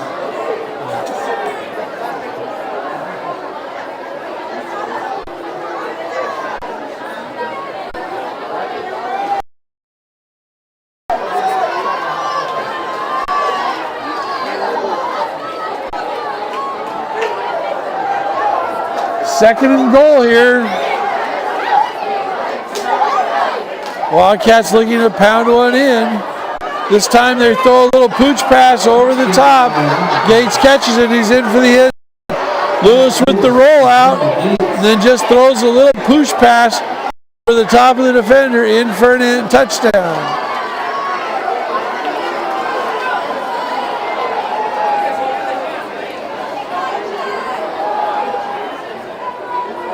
It looks like the Wildcats are going to go for 2 to take a 14-13 lead here.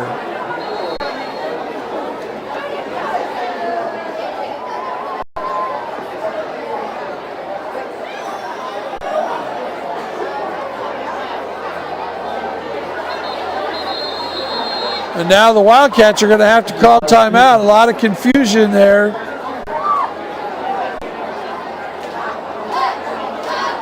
In fact, there's someone that just ran onto the field late with a different football.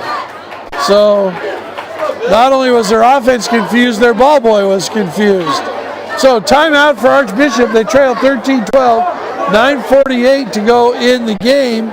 And we'll see what the Wildcats have up their sleeve here for the 2-point conversion.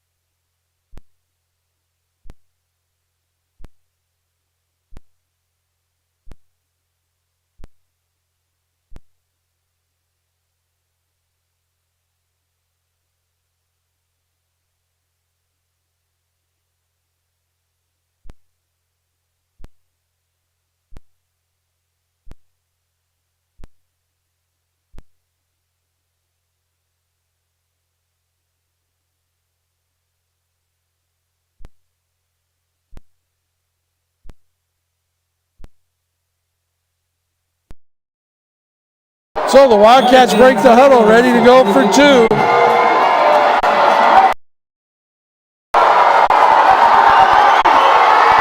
And it's going to be a little pitch around to the slot. The 2-point conversion. Once again, I thought that the running backs started early, but there was no flag.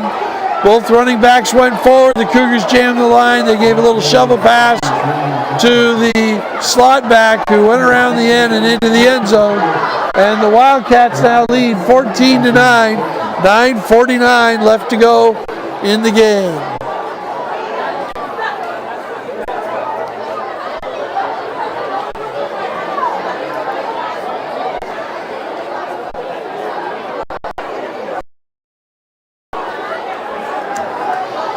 Sixty-second break.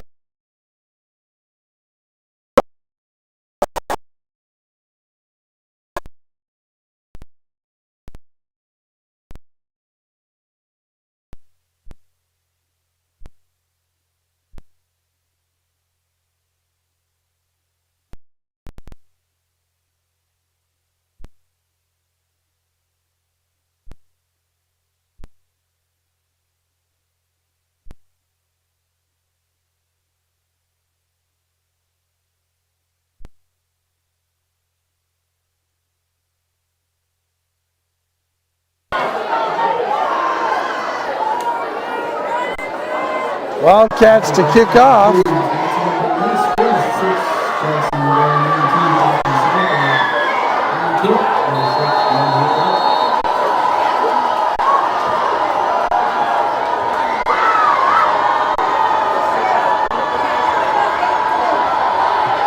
And they squib it short, and it's secured and covered by the Cougars at their 31-yard line. So good field position to start.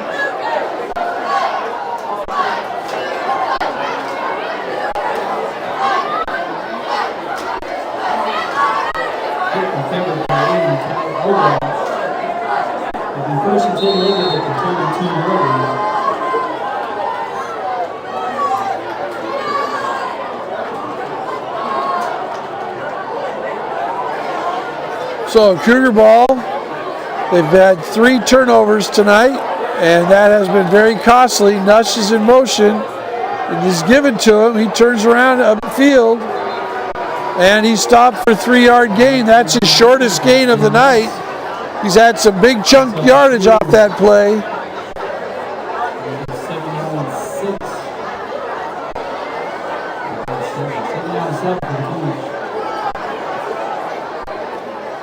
Second and 7.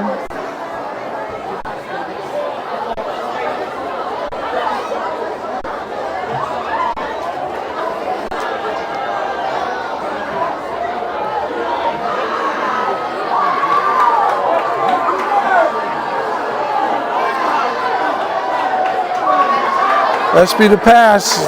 Airmails it out of bounds. A little bit too high for the intended receiver.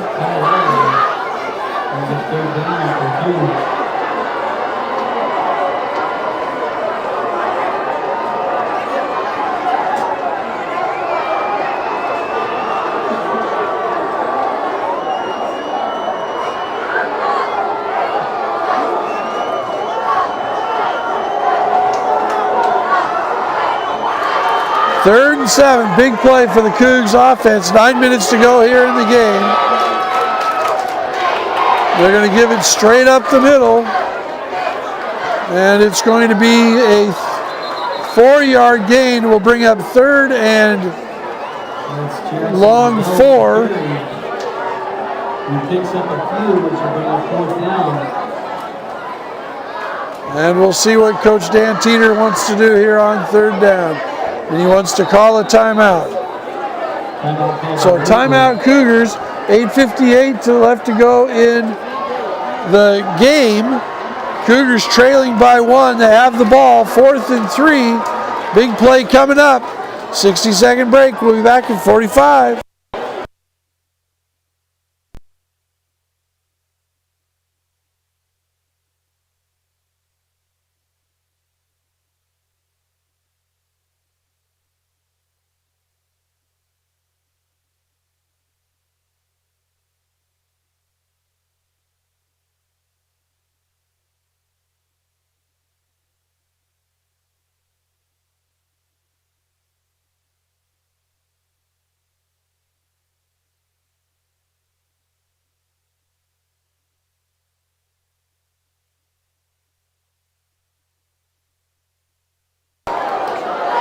So 4th and 3, Cougars offense stays on the field.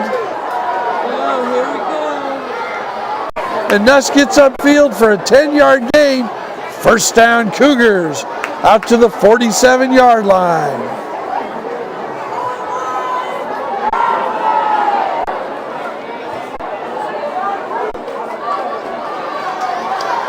This is Sanko in motion.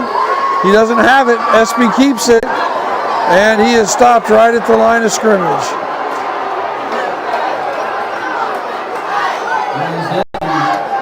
We're going to give him a gain of 1.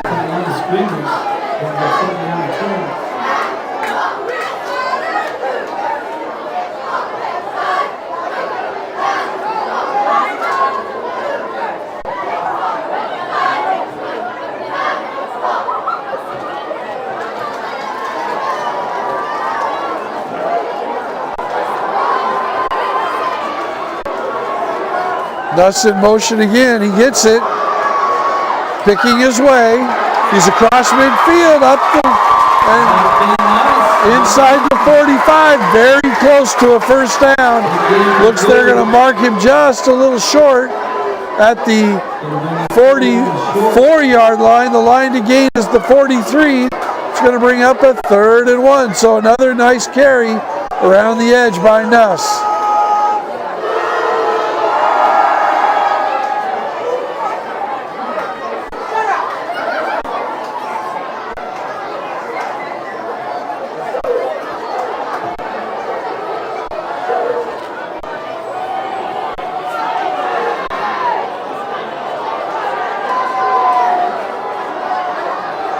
Gives straight ahead for good yardage that time. That's Jackson Lavelle. He's ahead for about 6 yards inside the Wildcat 40 down to the 39. So call it a 5-yard gain. 1st and 10. Move the chains. 7:35 to go. Cougs trailing by 1. 14-13.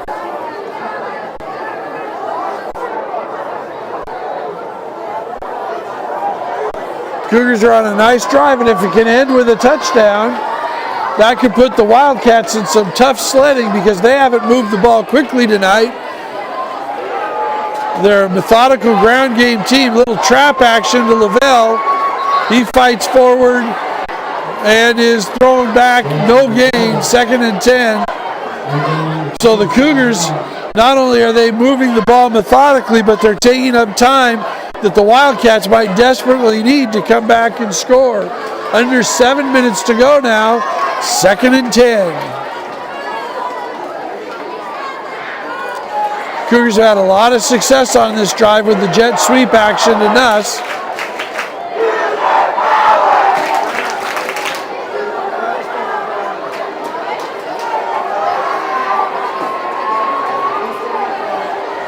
Nesby back to pass, the tunnel screen, and stumbling forward for 4. Pass is complete to Ian Chesky, number 80, Kai Elwell. That was Picks up about 5. Kai Elwell, sophomore wide receiver. He picked up 5. That's going to bring up 3rd and 6. Picked up 4, bring up 3rd and 6. And we're not going to see the jet sweep to Nuss this time because he's standing on the sidelines. We've also seen the jet sweep or the fly sweep to Sonko. And to, this time we faked the sweep. Looks like SB kept it. And he is stuffed in the middle, maybe got a yard. So it's going to be another 4th down decision for Dan Teeter. And again, he calls timeout. So Cougars ball, 35-yard line, 4th and 5, 5:26 to go in the game, trailing by 1, 14-13. 60 seconds on the clock. We'll be back with our audio in 35.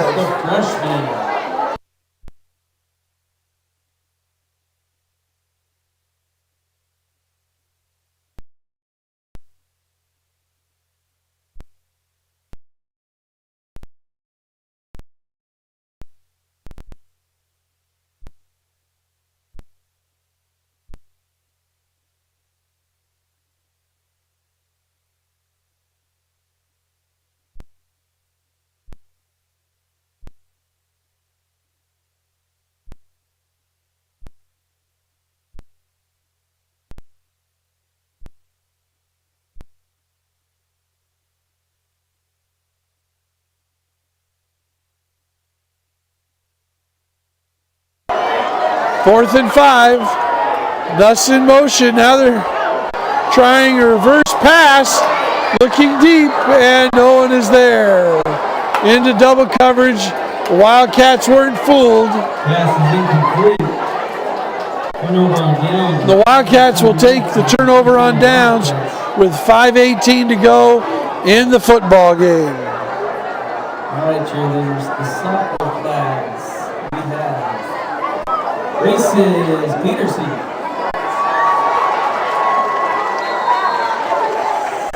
And sophomore Big King.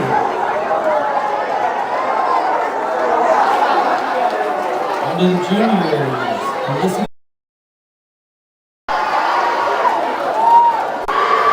Bella.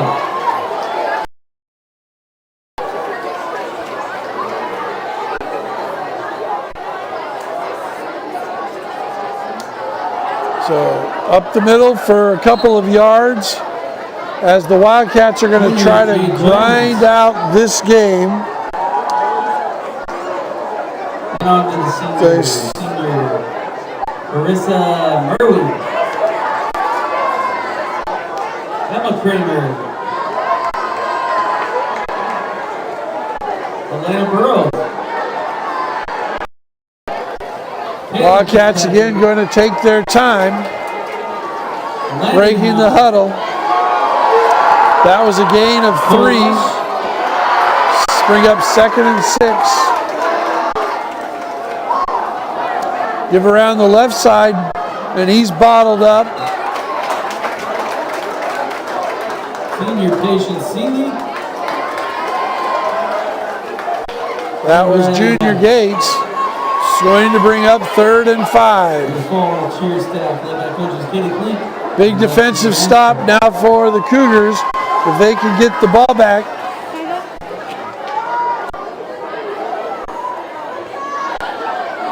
If they can get the ball back right here, may have a chance to get into field goal range. 4 minutes to go now.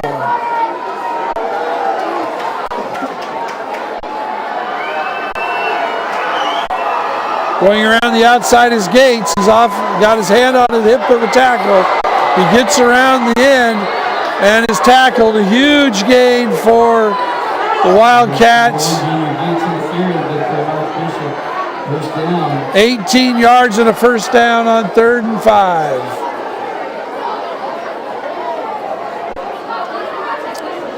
Cougars, I think, only have one timeout left. One more first down might seal the deal here.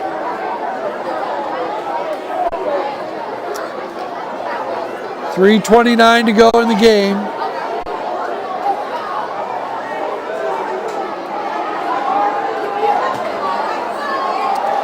Over the left side, gain of about 4.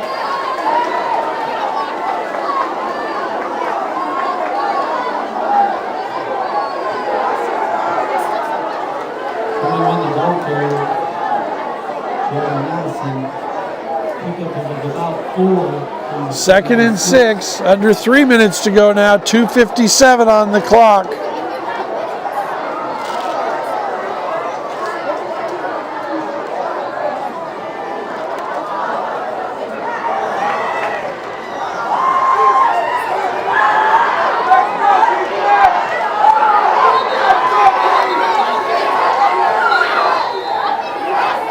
And timeout Wildcats. So 2:34 to go. Wildcats called timeout. We'll take a 45-second pause on the Wildcat live stream.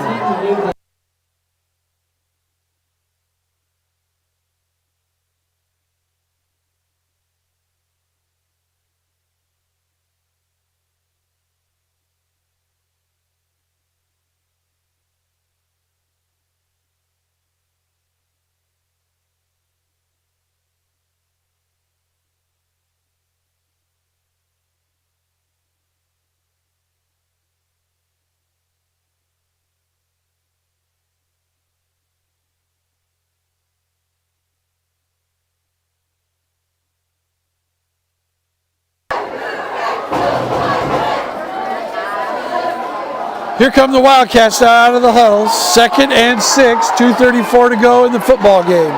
Leading by 1. And they go straight ahead and will be marked just short of the first down at the 32-yard line, needing the 31 as the line to gain. Will bring up 3rd and 1. Clock continues to run.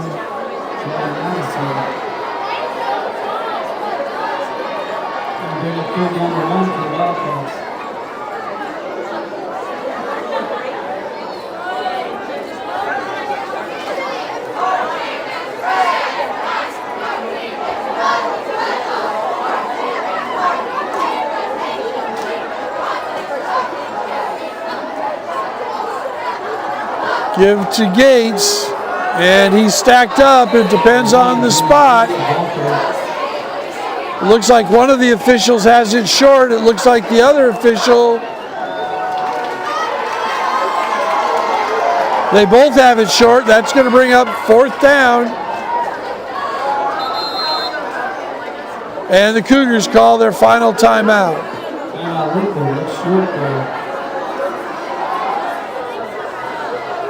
So this will be the play of the game, folks. 4th and 1. Wildcats have the ball on the Cougar 32. If they get a first down, they can kneel down and run out the clock with 1:42 left in the game.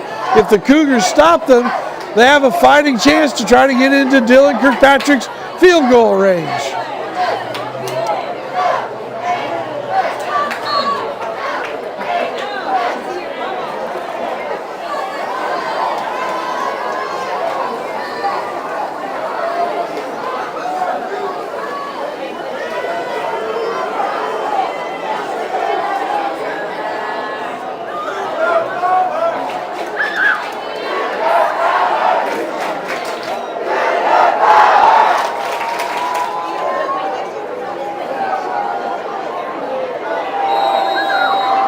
So quarterback sneak time, and It looks like they have it. The marking it at the 31, which was the line to gain.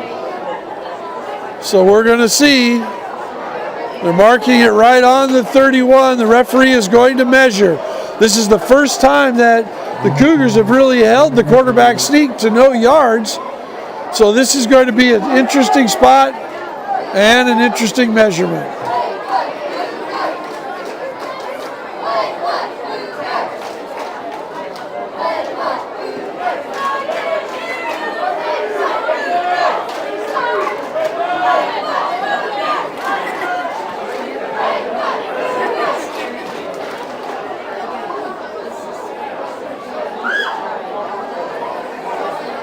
Officials stretch out the chains.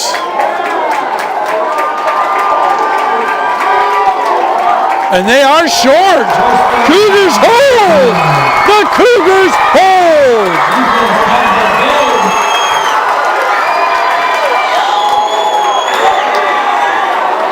Cougars will take over. 1:44 left to go in the football game, trailing by 1. They're on their own 31. I'm not sure what the outside range is of Dylan Kirkpatrick. I know we've seen him try a 30-yarder before. That means they would need to get to the 18-yard line. Espy back to pass, throwing the screen to Sonko. Upfield, he's flipped up, and they're going to say clock running. They're going to mark him short of the first down line to gain. So,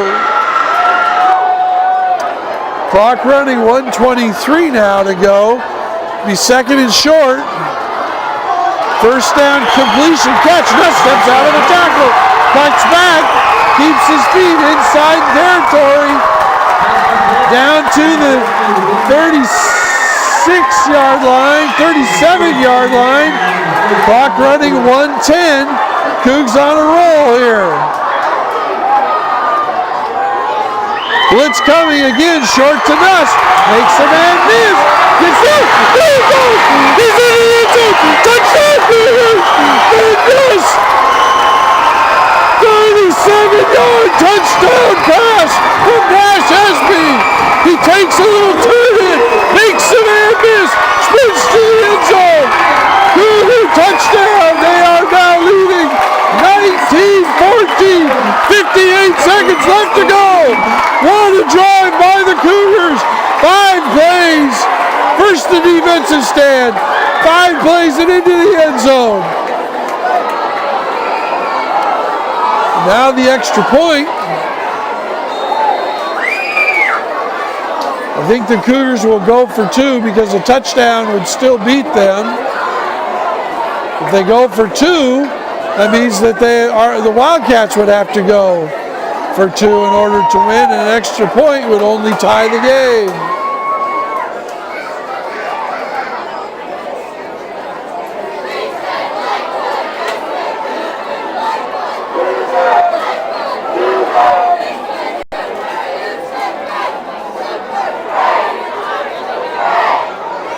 And the throw to Nuss is high. Could have been holding in the end zone as Nuss came out of his break. The Archbishop defender wrapped his arms around him. No call. 58 seconds left to go in this football game, and the Cougars put on a stunning drive, having scored no points in the second half.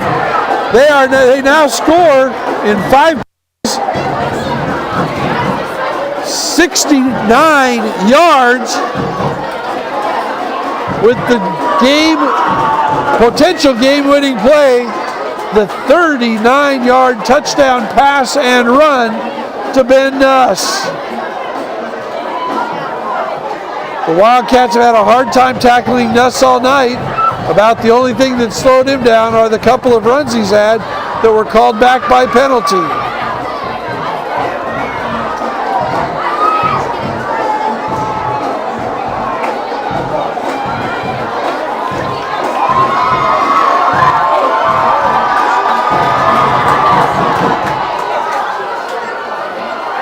Here we go, kicking off the Cougars.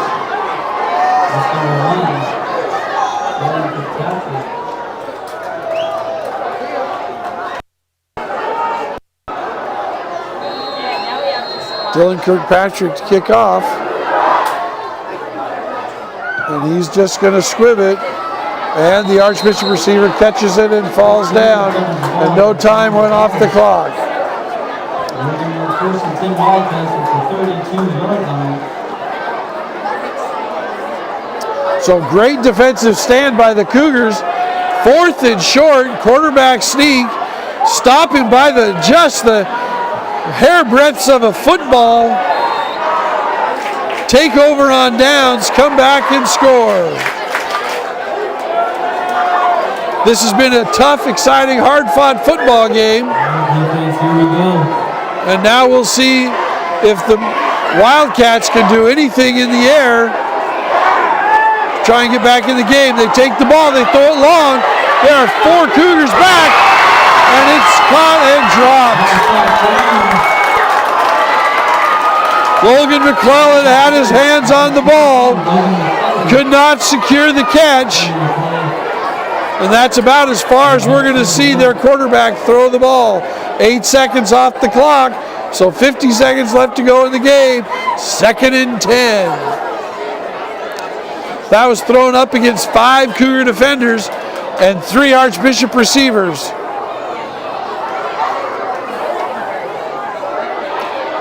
If the Cougars win this, it'll be their first win in Northwest Conference play. They'll go to 2 and 4 on the year, or 2 and 3 on the year. And the Wildcats will fall to 0 and 4. Shovel pass. But he's able to get it back. So clock continues to run. And now timeout is called by the Wildcats. 39 seconds left to go in the game. It's going to bring up 3rd and 14. As that time the Wildcats tried a little trickery of their own by throwing the shovel pass. The Cougars have been their own worst enemy tonight offensively. They've had 3 interceptions, 4 interceptions, 3 by Espy and 1 by McClellan. They've also tried a end-around pass that didn't work on 4th and 5, but when they've stuck to their game plan, their ground game, their bread and butter with the jet sweeps with Sonko and Nuss, they've had some good success. Finally, they had Espy throw the ball short and let their players run with the ball after the catch, which was Nuss catching about a 7-yard in and turning it up the field for a 37-yard touchdown reception. 3rd and 14 now. That should have been a penalty for illegal motion. It's not. It's thrown short, completed short. Gain of 15 yards.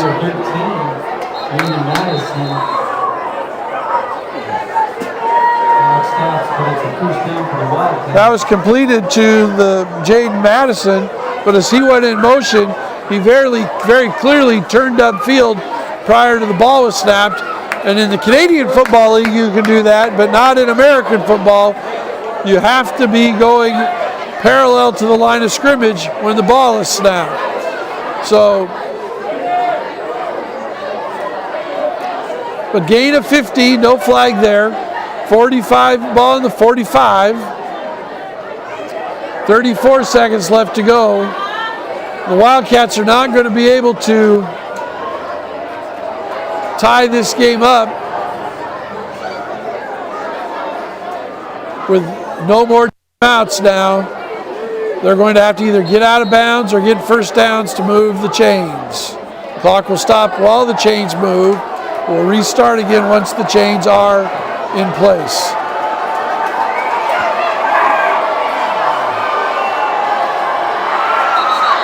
And there's a false start by the Wildcats, so they caught that one. That'll be 1st and 15.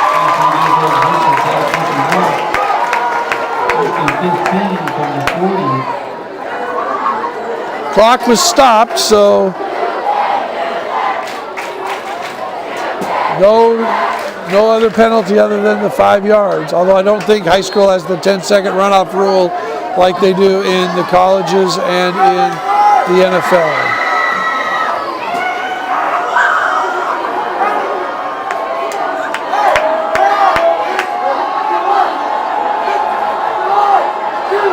Lewis back to pass, steps up in the pocket, launches one downfield, and this time it is intercepted.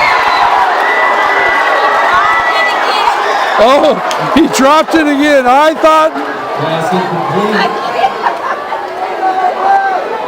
that's an incomplete pass. Logan McClellan had another interception in his hands and dropped the ball. We know he can catch the ball. We've seen him on the offensive end. It's got to be frustrating for Coach Teeter and I'm sure for Logan, because if he gets the pick, the game is over. 29 seconds left to go here in the game.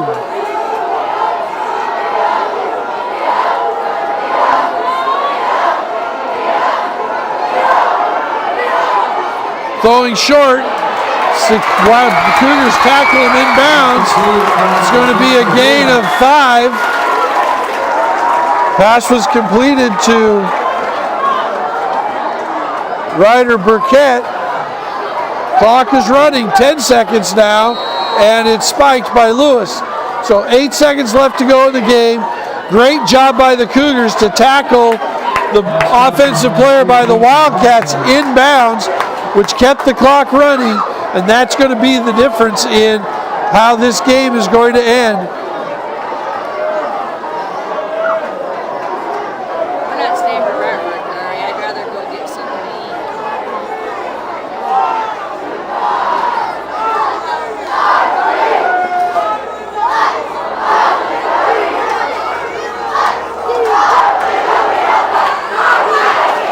So, last play of the game, 8 seconds left to go. 4th and 10 for the Wildcats. Low snap.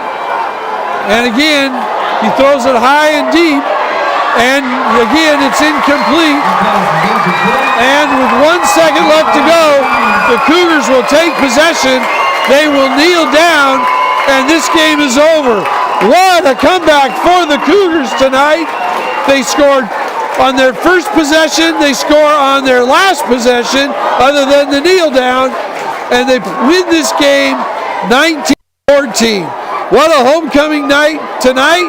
Thanks for joining us on the YouTube and Facebook platforms. This is Dale Leach live streaming. I've got Laura Leach watching our computer. I know we've had some trouble with our internet signal.